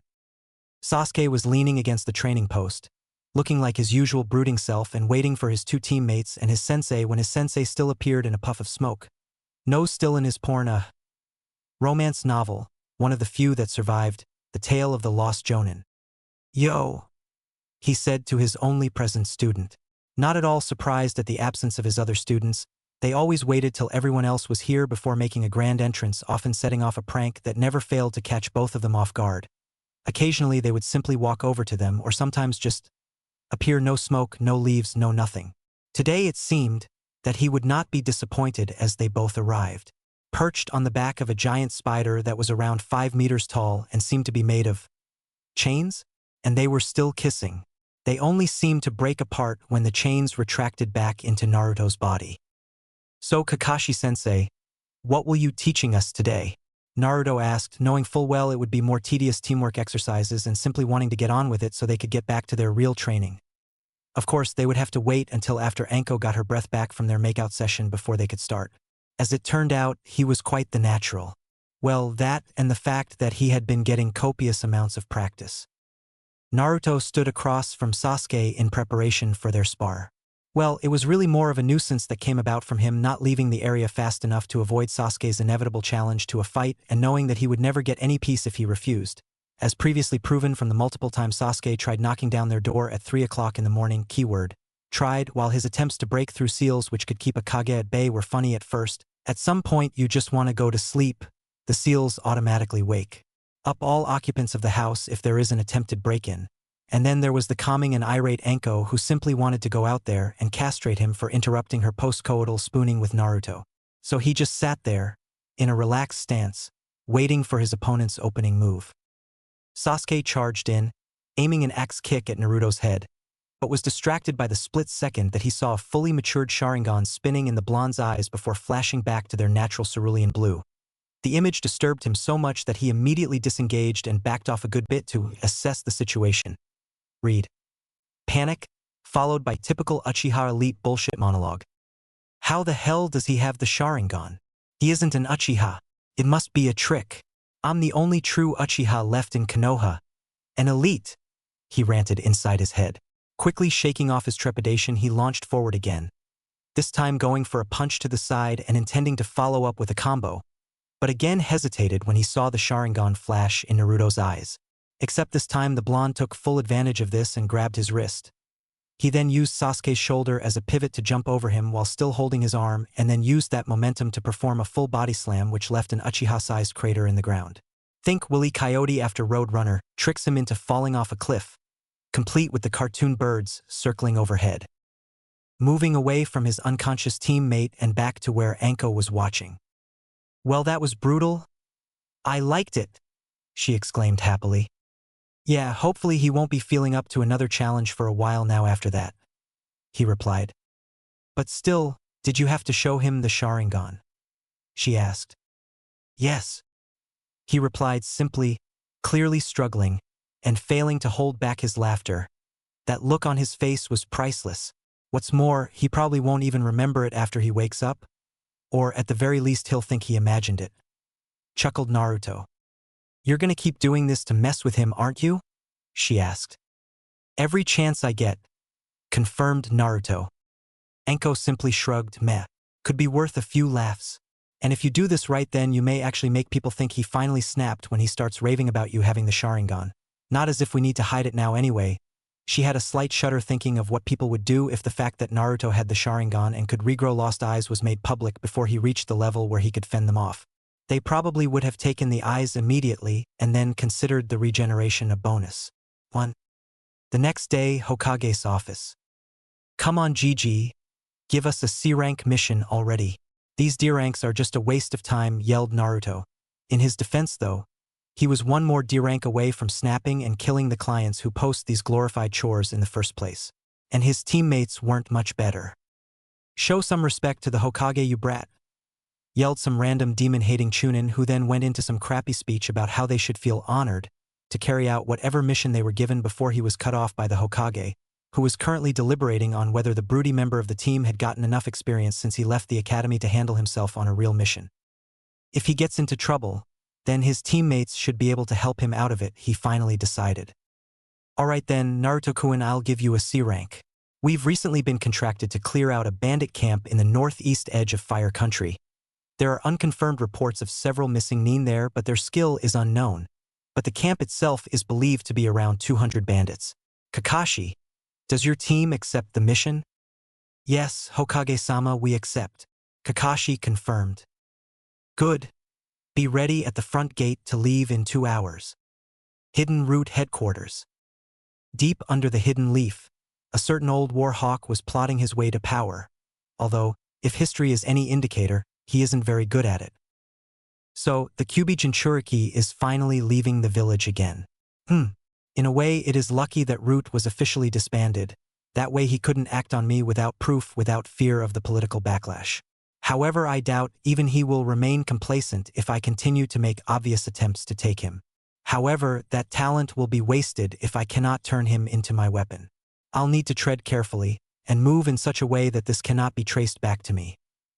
As he finished his thought processes, he quickly drafted a letter and pointed to one of the many Root shinobi in the base.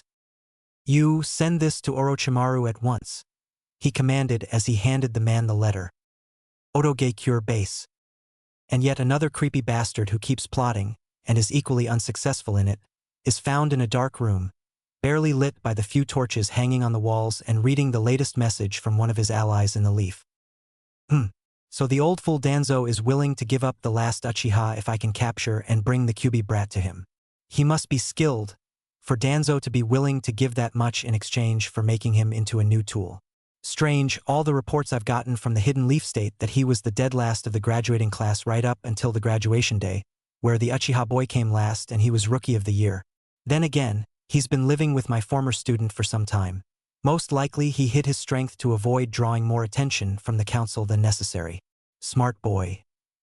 He thought to himself before setting about preparing for his quickly forming plan. Outside the bandit camp.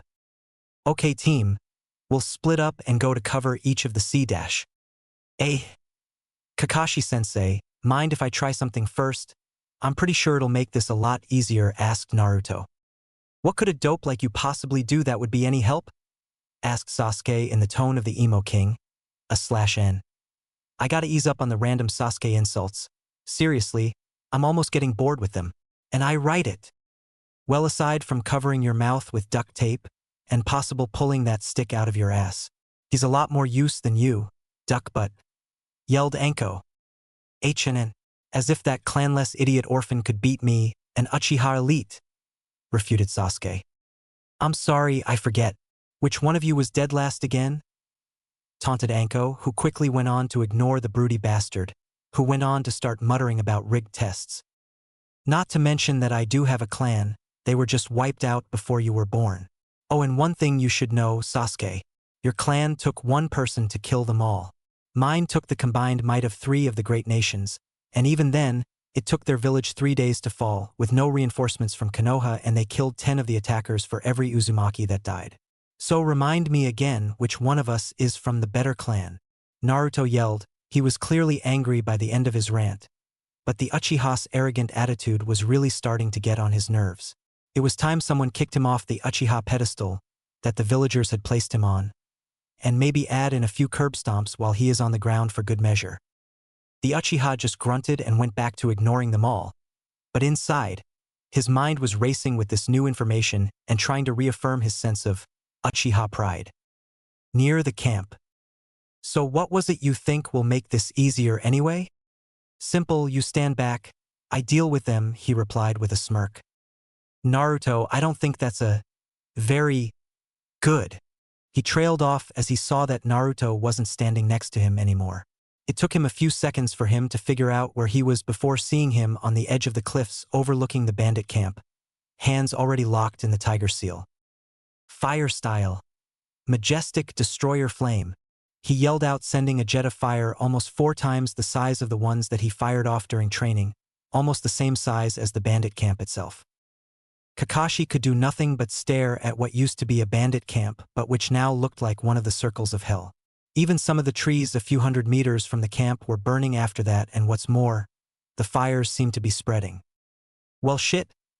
I'll fix it, he sighed and quickly went about gathering as much water as he could both from the air and a large underground water source. He yelled out, "Water release, great waterfall." Looking around after most of the fires had been put out, he noticed one thing. The place was a wreck, and one downside to the high affinity to nature was that he hated to see the land completely devoid of life, so, kissing yet another secret goodbye, he formed the snake seal and prepared to deal with the onslaught of questions from both his teacher and Sasuke, who had joined Kakashi at the edge of the cliff, gaping like a fish. Anko was torn between laughing at them and enjoying the show. They'd probably be less annoying if I just revealed the sharingan instead, he thought sardonically. Oh well, not as if I wanted to keep it secret for much longer anyway. Would release deep forest emergence, he yelled once more. Anko, noticing both her teammate and sensei were slumped forward from their shock, dangerously close to falling over the edge, grabbed both of them by their shirts and threw them a good 10 meters back. They looked as if they were about to protest before going back to stare. Transfixed by the sight of the previously barren clearing in the forest sprouted hundreds of small saplings, which soon grew to equal the size of all the other trees within the area, if slightly more vibrant. After a few minutes of silence, Kakashi spoke up. Naruto, you have a lot of explaining to do. How could that dobe? He's still too stubborn to stop calling him this most of the time, just not so often to his face anymore because of the constant blows to his pride when he is reminded that he came last. Be so powerful, that power should belong to me, an Uchiha elite. I'll find out how to take this power for myself even if I have to beat it out of him. With this power, Itachi insert 5 minutes of nonsensical thought about killing his brother. Yes, when my sharingan awakens, I'll be able to take this power from him. Insert another 10 minutes of him ranting about the all-powerful sharingan, during which he misses Naruto explain his abilities. Irony. The short explanation as to why I have would release is, he paused dramatically to his audience of one, because, fuck you, that's how. Kakashi face faulted.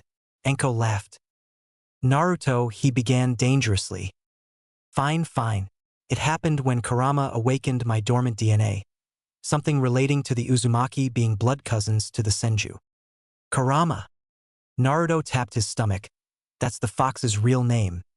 Don't tell anyone though, he doesn't really like too many people knowing it. Naruto seemed to go pale for a moment. In fact, he may be pissed that I told you at all. There was silence for a few moments for all but Naruto, who was currently shivering in terror at the dark chuckle emanating from within the seal. It appeared Kurama woke from his nap at the worst possible time. Training session? Asked Anko after he finished his internal conversation. Training session, he confirmed.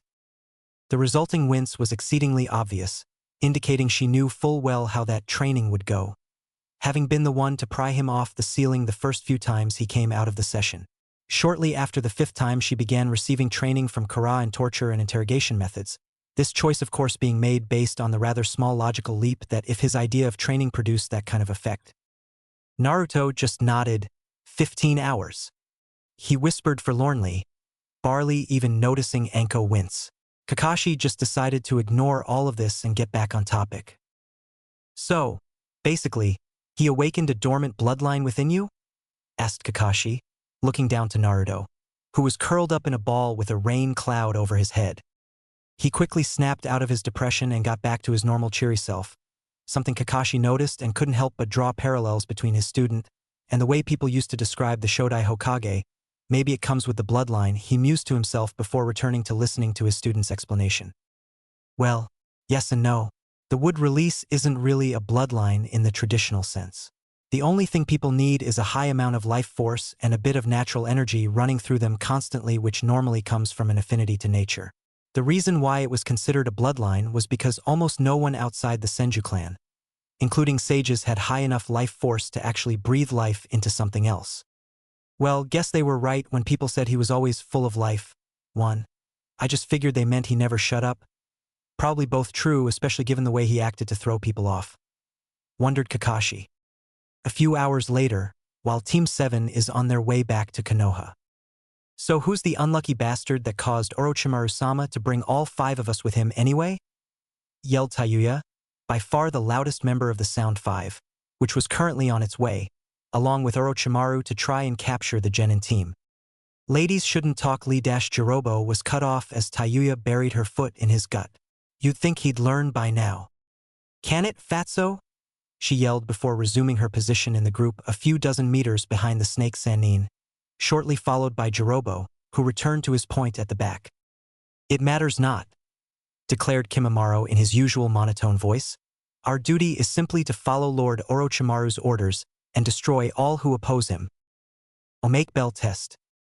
Susu, basically we need to get the bells before the alarm goes off, drawled Naruto lazily.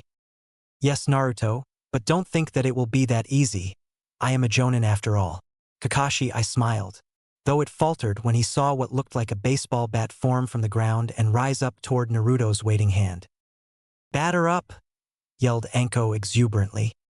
Taking a few practice swings first before a blue glow formed around the bat, he picked up the timer and threw it up into the air and quickly sent it flying into the Hokage monument, shattering on impact with the second's face. Well, guess we pass. See ya, sensei, he yelled happily, before turning to Anko. Wanna go get some ramen? Sure, she said happily. Wait, this doesn't mean you passed, shouted Kakashi. What? Why? Yelled Naruto in an overly childish voice. Yeah, sensei, you said that we fail the test if the timer goes off before we get the bells. Since it can't go off now, doesn't that mean we pass? Asked Anko in an equally childish tone of voice, adding in a very cute pout for good measure, getting bored and impatient to get to the ramen stand. Naruto picked Anko up bridal style and disappeared in a earth, wind and fire body flicker. It was a few minutes of Kakashi staring dumbstruck at the spot where his 2 students had just left before he thought to look down, and realized that the bells were now missing from his waist. How the hell did they get them? He thought to himself before shrugging and setting out for the Hokage's office to update him on the team, but not before tying Sasuke to the post since he failed to get the bells, or help in any way, deciding the heat he would inevitably get from the council to be worth it after seeing the look on his face. Now, to think of a believable story for whatever the hell just happened. One that won't make me the laughingstock of the Jonin Lounge. He thought no matter how skilled, there was no way that he would ever live it down if it was known that a genin did whatever the hell they did to get the bells from him. Though he'll definitely have the same problem popping up soon when people notice the drawing of a kitty on his back. Why a kitty? You might ask. Well, so will they. With Team Kakashi on the way back to Leaf. Naruto repressed yet another sigh as he and his team tree hopped their way back to Konoha. He was naturally bringing up the rear alongside Anko, but that wasn't the problem. What was the problem? You might ask. Well, the problem was the glances his teammates were trying and, rather unsuccessfully trying to conceal. Kakashi, respect. Sasuke, glaring. You could practically see the thought bubble above his head screaming, "Your power will be mine." That thought alone brought Naruto to repressing another sigh.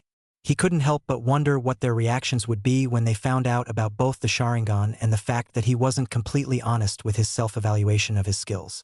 He didn't mention that he could do genjutsu, however he needed to rely on the sharingan to do it, the reason for his annoyance during the listing of his skills. He hated relying on the sharingan for anything, while he was fine with using it in a tough fight or one where he needed to win as fast as possible. He wanted to do as much as possible on his own. While it was true that he was at Jonin level taijutsu without the resistance seals, that didn't say anything about chakra enhancement. Lastly, while it was true that he had the chakra control of an average chunin, that was only because of his reserves growing so fast that he needed to practice constantly to keep it under control, and if he devoted any more time to it, then all of his training in other areas would suffer. So he simply kept it as it was, so he could keep it training all of his other areas and hopefully it would balance out when he was older.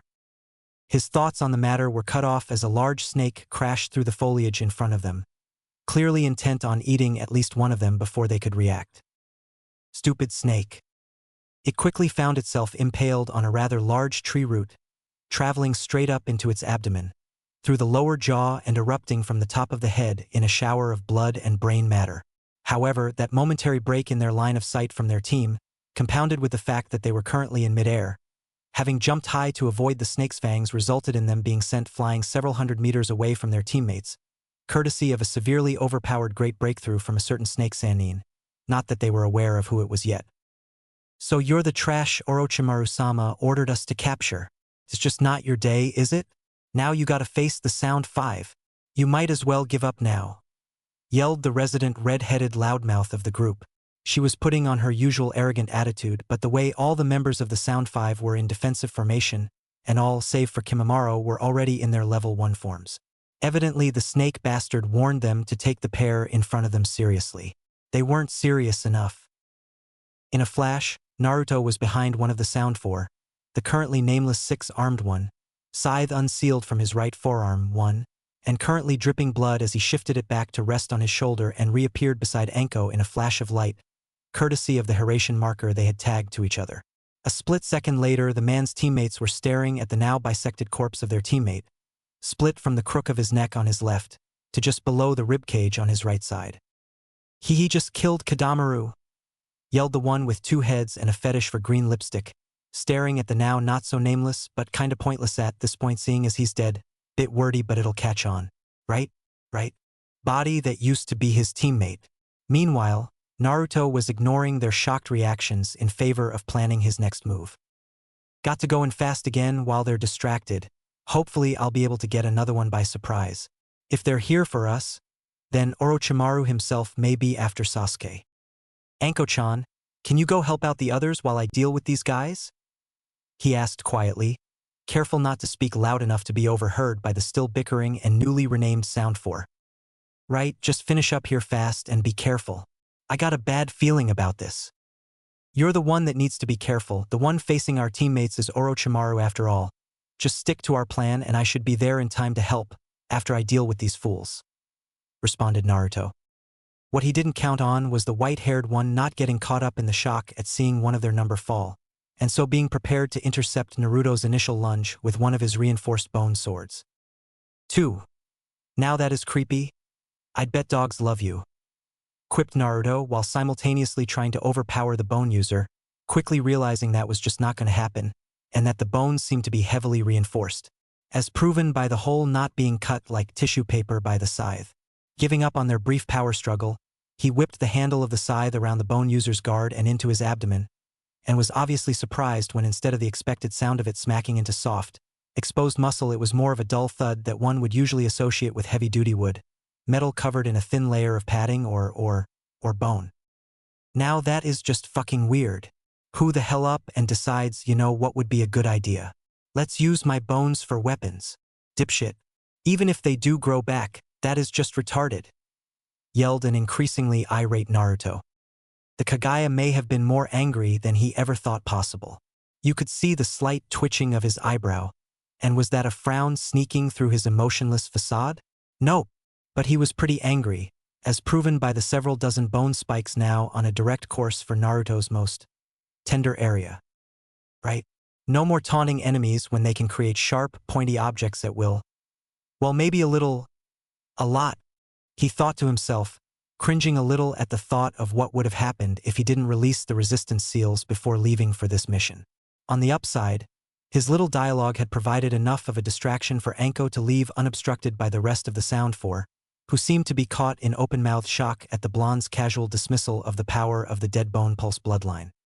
Quickly recovering and returning to their standard battle formation minus one very obvious part, and went into their stage 2 forms, Mr. Bones went into stage 1. Not a bad strategy they got there, though it's clear they aren't used to working together.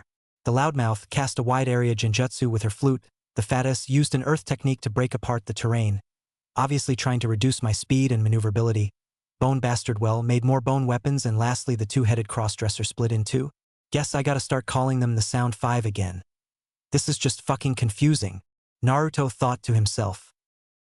Activating his sharingan while hiding it under a genjutsu of his own, he didn't need the pedophile with an eye fetish coming after him to help him finish them off faster so he could then go to help Anko deal with the snake bastard. He formed a single-handed seal before releasing a large amount of chakra, shattering the illusion like glass. The noisy one just looked on in shock at the one capable of breaking one of her illusions with what looked like no effort at all, clearly becoming more and more afraid of the blonde standing before them. But when someone kills a member of your team before any of them could move a muscle, even if they were caught off guard by his speed, a little or a lot of fear is to be expected. Idiot, let me show you a real illusion. The trickster fox, he whispered, barely audible to the group standing before him, which made it all the more confusing when Tayuya started screaming incoherently. And no, stay back. Leave me alone, she yelled into what was seemingly empty space to the left side of the group. They were left even more confused when she jumped away faster than they had ever seen her move, landing a good 50 feet from the group. The rest of the team had to dodge out of the way when her demonic mask puppets pounced on their locations, seemingly set on killing off her own team right up until Naruto appeared behind her and drove a senbon needle straight into the back of her neck, piercing a nerve cluster, putting her into a near-death state and sealing her into a stasis scroll before turning to deal with the rest of her team. What Tayuya saw in the genjutsu. Tayuya could only stare at what used to be her teammates but were now a group of headless corpses, all of the heads now being lined up at Naruto's feet a few dozen meters to her left.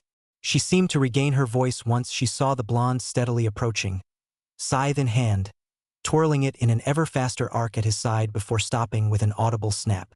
It was then Tayuya realized that he was now right in front of her, and that snap had been when he'd stopped the scythe inches in front of her face. With a yelp/scream, she jumped back yet again, towards the waiting Naruto, which brings us back to the present. The Sound 3. For we're staring slack-jawed, mostly Kimimaro just looked the same as always, at the person who so far had killed two of them without even breaking a sweat and was now. He was staring at them, all the light-hearted humor gone. The glare that he was sending them made them well aware that something had him pissed. Now, standing before them was someone with eyes that seemed to hold intelligence and power that would be less out of place on an old scholar or a monk who had spent their whole lives seeking knowledge. They remained staring when he slammed the butt of his scythe into the ground, embedding it to free up his other hand and formed the snake seal, even with their battle instincts screaming at them to move. All of the people remaining in the clearing stood stock still right up until they heard 4 words that made their blood run cold. Would release, cutting sprigs, Naruto muttered, in that newly acquired monotone voice. Rat bastards, Orochimaru thinks he can corrupt an Uzumaki like that and get away with it? Kill them all, he thought to himself. The worst thing about it was that whatever kind of brainwashing she had undergone seemed to have almost completely erased all chance of her ever going back to the way she was before. Then again, Naruto always was good with the long odds and he was too fucking stubborn to fail. Kimimaro was the only one who managed to avoid it. The others were now either dead or on their way out, leaving Naruto just one annoying bone user to deal with. And deal with it he did.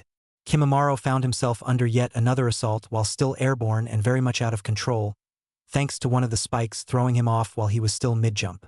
Luckily, it seemed the wood couldn't pierce through his bone armor, if the splintered mess below was any indication. Give up, the bone user said in his usual monotone. Your attacks have no effect on me. Is that so? Asked Naruto in that same disinterested tone. It was then that he noticed the series of chips running along the bones he had been using to defend with, along with the slightly brighter blue glow emanating from the blade of Naruto's scythe. Chakra enhancement at its finest, and of course the hint of Kurama's chakra being mixed and helped. Quickly reforming his bone swords, as well as enhancing them as much as possible, he finally took a more aggressive role in this fight. Charging into a flurry of strikes, each aiming at every conceivable opening he could spot on his blonde opponent, but all were seemingly either deflected or hitting non-vital spots, and even that was mostly healing over the course of the fight.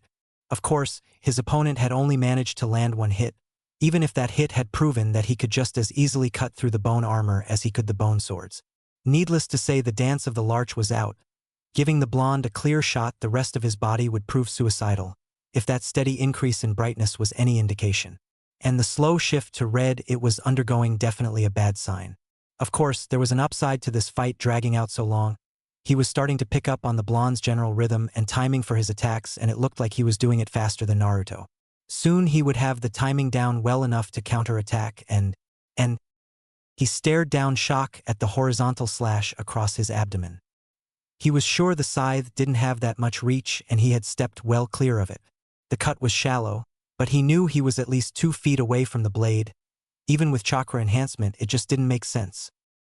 That's when he saw it. The scythe's blade had shifted mid-swing, now more closely resembling a pole blade. 3. Though he could only take momentary notice of this, as that pole blade was now on a straight path to his eyes. Ducking down fast enough to only receive a brand new haircut, he stabbed upwards with a set of newly grown bone spikes, only to notice the red/blue glow had now shifted to a completely dark red tendrils coiled around the blade as it moved to intercept the spikes, and slashed a deep gash running the full length from the wrist, tapering off at the shoulder. This has gone on long enough. I have to use stage 2. If I don't, I may die, Kimimaro thought to himself. The thin layer of bone he had formed to stop any blood loss would help him keep fighting, but it was clear that he couldn't dodge all of the blonde's attacks, and it was clear that he wouldn't be able to block anything with his bone's current level of hardness. Hopefully stage 2 would give him that little bit extra to help defend against the blonde's strikes.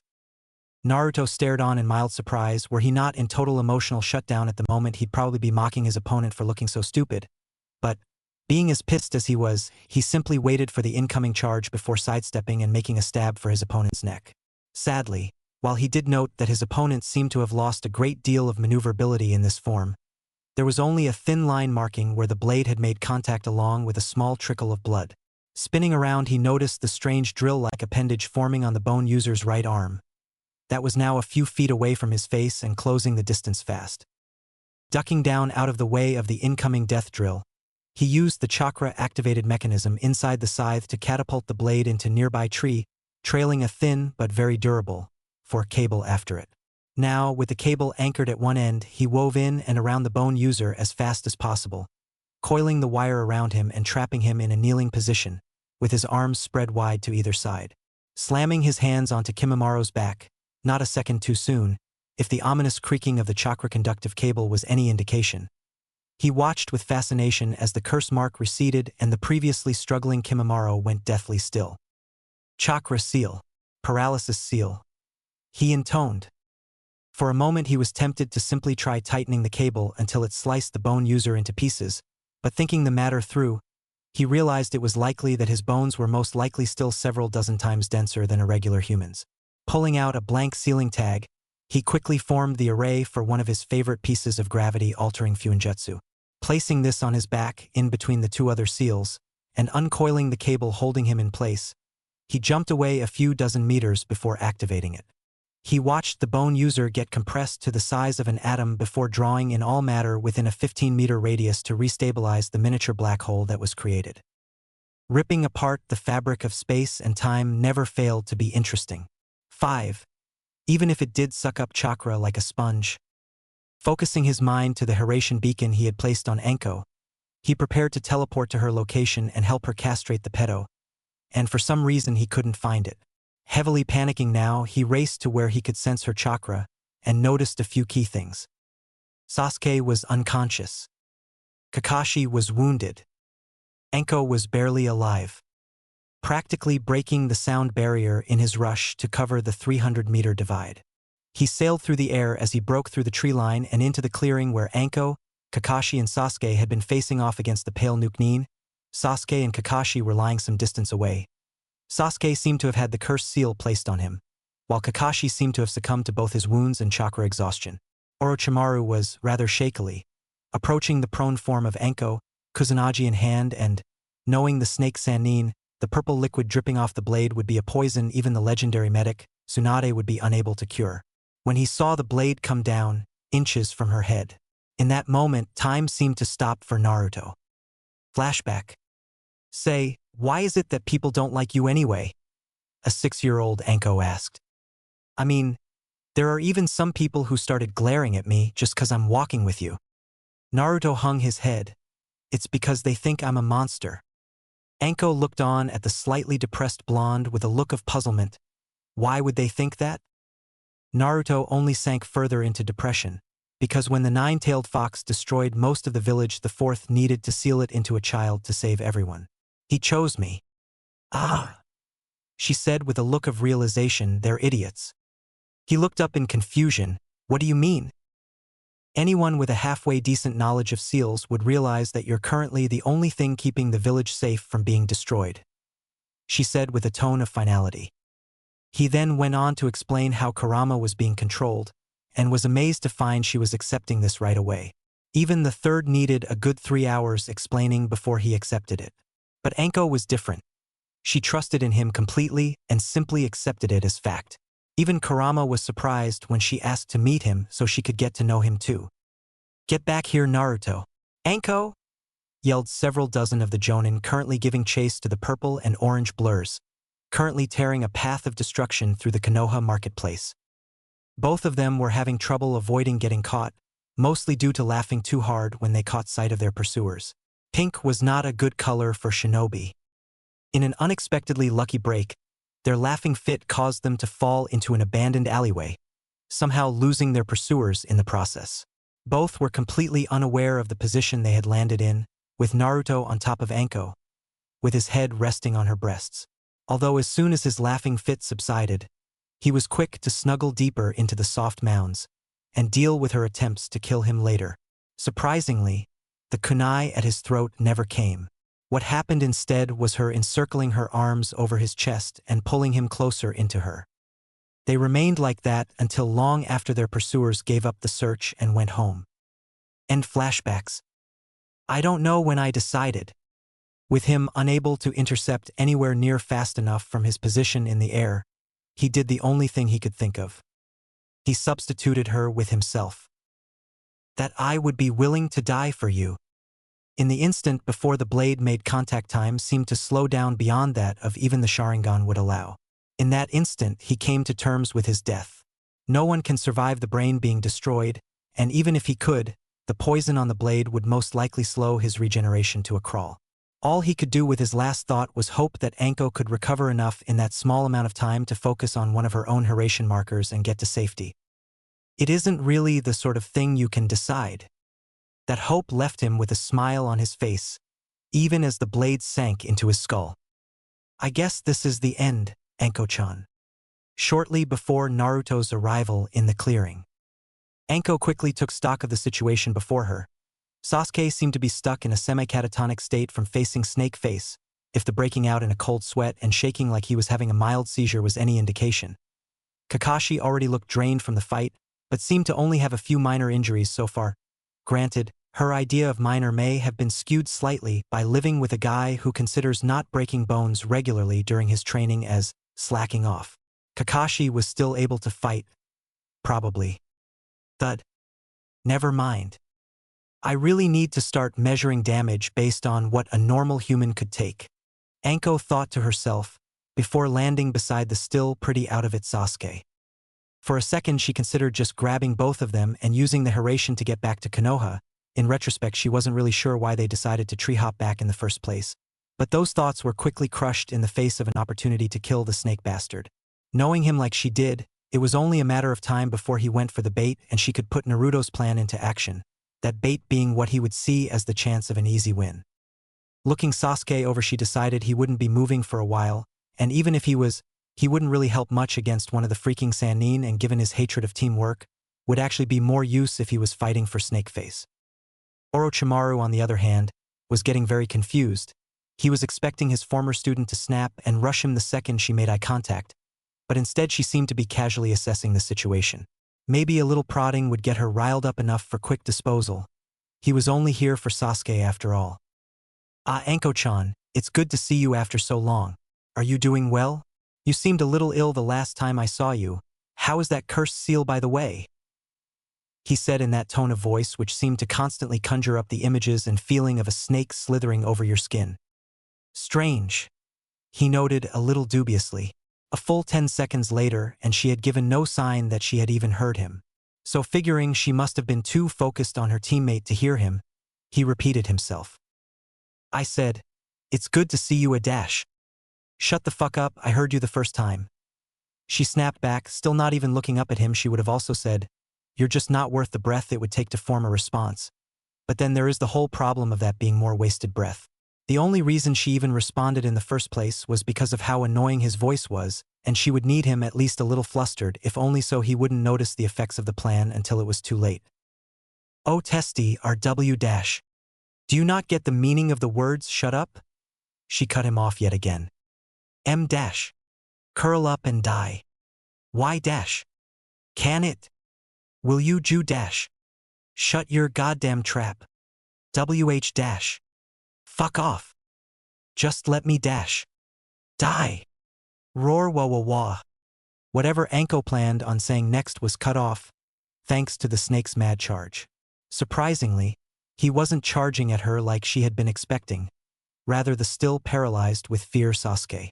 It was only when she saw him form the seal for the dreaded Hiki of Death, patent pending, that she began to panic, and then remembered that Naruto could remove cursed seals faster than a great fireball technique could light a match. Still, that's probably gonna hurt like a bitch. Sucks to be him. She resolved internally, already looking forward to the look on Snake Bastard's face when he found out Naruto could remove the seal as easily as he could down 10 extra large bowls of ramen. Failing that she could do it almost as fast, it just took a lot more concentration for her. Screw it. I'll just incapacitate Sasuke. Then deal with Dash's thoughts were interrupted by a large earth spike, piercing straight through his abdomen and pinning him in place. That is, if he was a normal human. As it was, he simply lashed out with his extendable neck and bit down on Sasuke's collarbone, who had just barely managed to get himself moving not a few seconds ago by stabbing himself in the leg.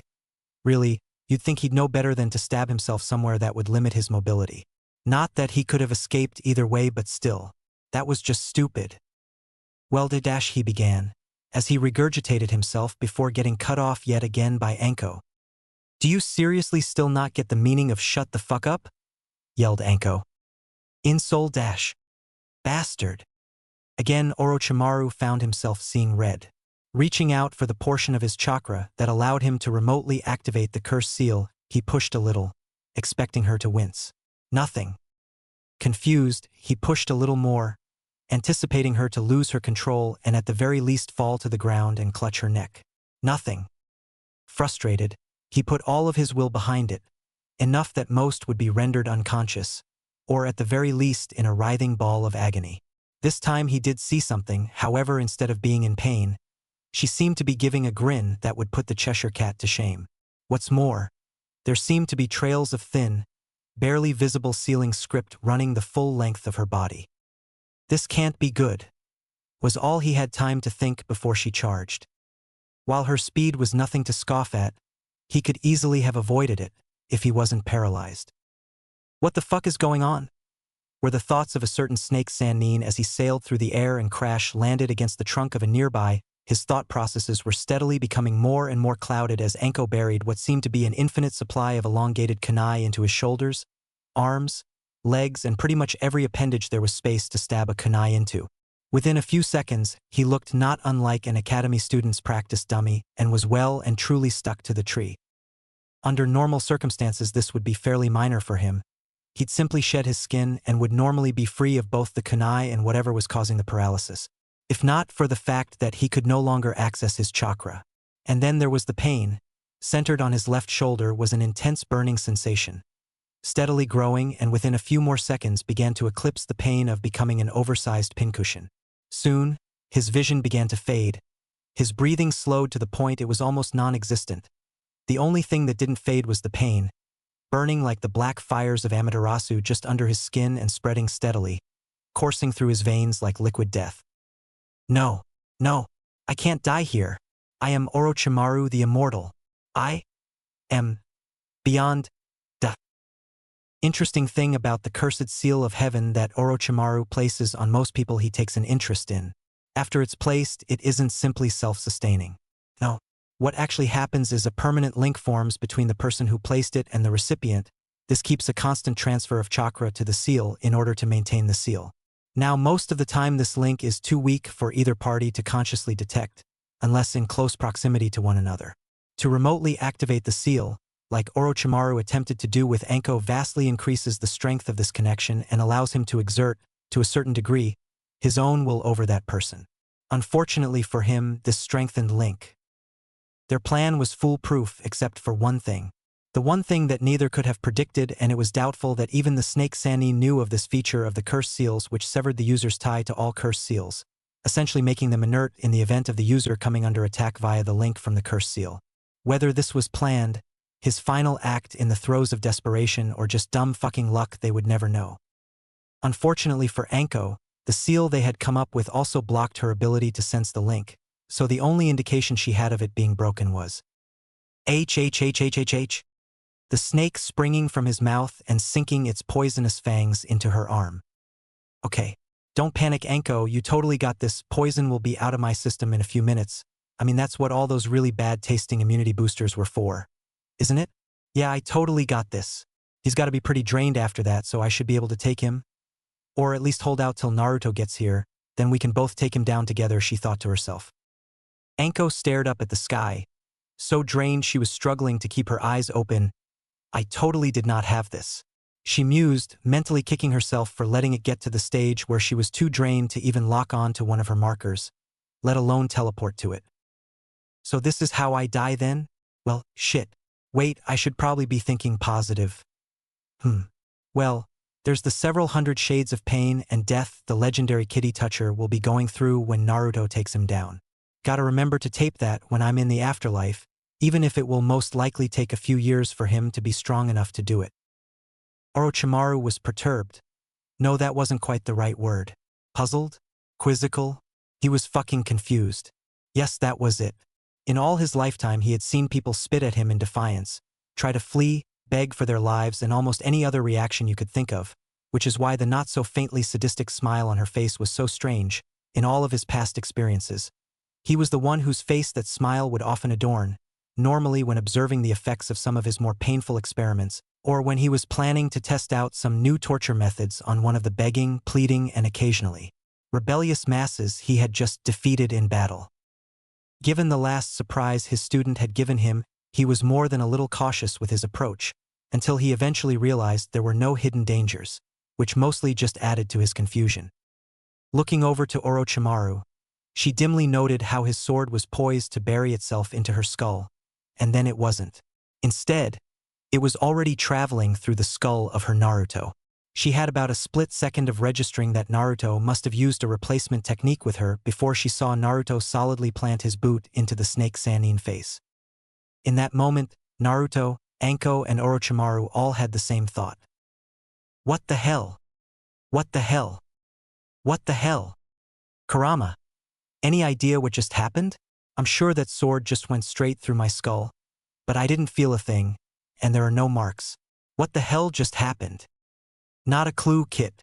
Just for the love of Kami, don't risk another shot like that, at least until we figure out what you did and how to recreate it. It was at this moment that Orochimaru's curiosity was piqued by this new development, prompting him to ask the obvious question. Howdy dash. Shut up. Shut up. Was the shared reaction of Naruto and Anko. Clearly he still hadn't gotten the message yet. Once more Orochimaru was stirred into a rage and found himself charging headfirst toward Naruto. Well, I suppose technically it was sword first, but the end result was the same either way.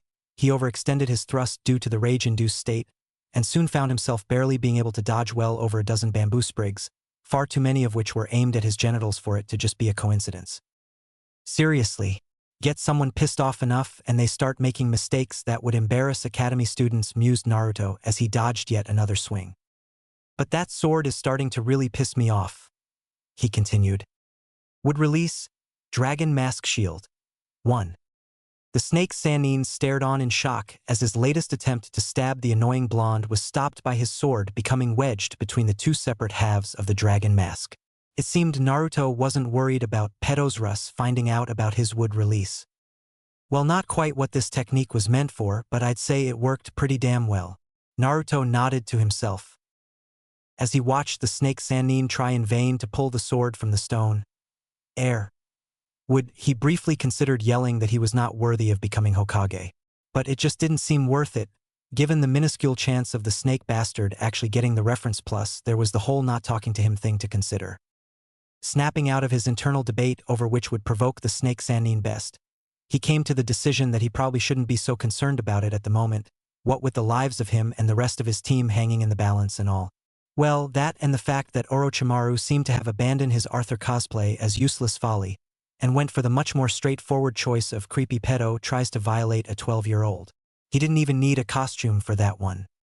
Said attempts at violating a 12-year-old got decidedly more aggressive once Naruto snatched up his sword from its makeshift sheath, as he sailed past it after his latest dodge, coming out of his spin with an upwards vertical slash which would have bisected the snake Sannin, had the blonde known how they increased the sword's length.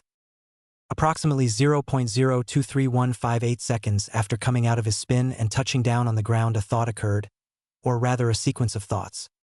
He was fighting Orochimaru, the snake Sannin, one of the strongest ninja ever produced by the Leaf. With no backup. What the actual fuck did he think he was doing? Thinking quickly, he leaped into the air and tossed a handful of smoke bombs before forming several dozen shadow clones as an added distraction. For a moment he thought that would be sufficient. Just a moment. Incidentally, that was also how long it took the snake Sannin to deal with the clones and close a large portion of the distance between them, while he tossed a few of his markers out towards where his teammates lay a little over 100 meters away. As the snake Sannin approached, time seemed to slow and provide the blonde with a sense of hyperclarity beyond even what the sharingan allowed. Internally he debated his options. He was approaching far too fast to simply dodge, and the Hiraishin was out of the question for what he had planned, unless he wanted to give away his greatest trump card that left only one other option.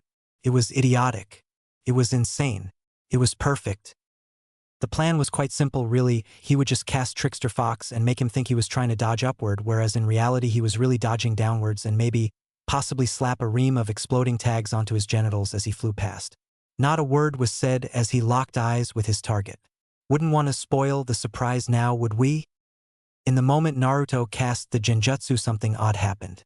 No, odd wasn't quite the word for it. Fucking strange seemed to fit the bill more suitably. Yup, what happened was fucking strange. No two ways about it. Instead of the seamless transition into the fantasy world of his imagination, what he witnessed was a shimmer traveling through the surrounding landscape. What's more, he soon noticed a large shadow floating above him. Black trench coat? Check. Blonde hair? Check. So, who the hell else is it gonna be? Why is there a second me? Or more specifically, why can I see it? My image should just be in the pedos. I'm gonna stop right there. And possibly take a hot bath once I get home. I feel dirty. Evidently said pedo was confused as well, seeing as he landed a good distance away simply to observe, for the moment appearing to remember how badly it had went the last few times he had rushed in. It was strange. Despite his mounting confusion, he felt strong, in control, like if he just reached out, with a simple clench of the fist he could crush the opponent standing before him. Unbidden he raised his hand, and did just that. Coming out of the daze that threatened to steal away his senses, he looked around. Strange, where were the trees? Wasn't he in a forest moments before? Where was this place, filled with these strangely shaped bushes rising up to just below his waist? The blonde was completely snapped out of the remaining dregs of his delirium with a strange ticklish sensation in the palm of his hand. Looking down, his eyes found themselves focused on what appeared to be a miniature Orochimaru puppet. With some really advanced animations, it looked like the little, very disturbing doll was really moving. Oh, he stopped now and seemed to be doing a very effective impersonation of a deer in the headlights. Strange, who would make a toy that could experience fear, and was it whimpering? Bringing the hand up to his eye to examine this strange toy closer, he noticed a few key things. 1. His hand got much damper in a very short space of time. 2. It was not a toy. 3. Those were not strangely shaped bushes, they were trees. Staring down at the pint-sized Sannin, 3 simple words came to mind, finally breaking his long-term silence as they came to his lips unbidden. You done goofed. 2. Immediately following those words, he had tightened his grip. Slowly, taking a great deal of satisfaction in the sounds of several dozen bones being reduced to dust, and to a lesser extent the screaming of a man in pure unadulterated pain. But nothing would match the satisfaction felt when pressure within the Sannin's body began to build up until pop. Needless to say, his head went pop.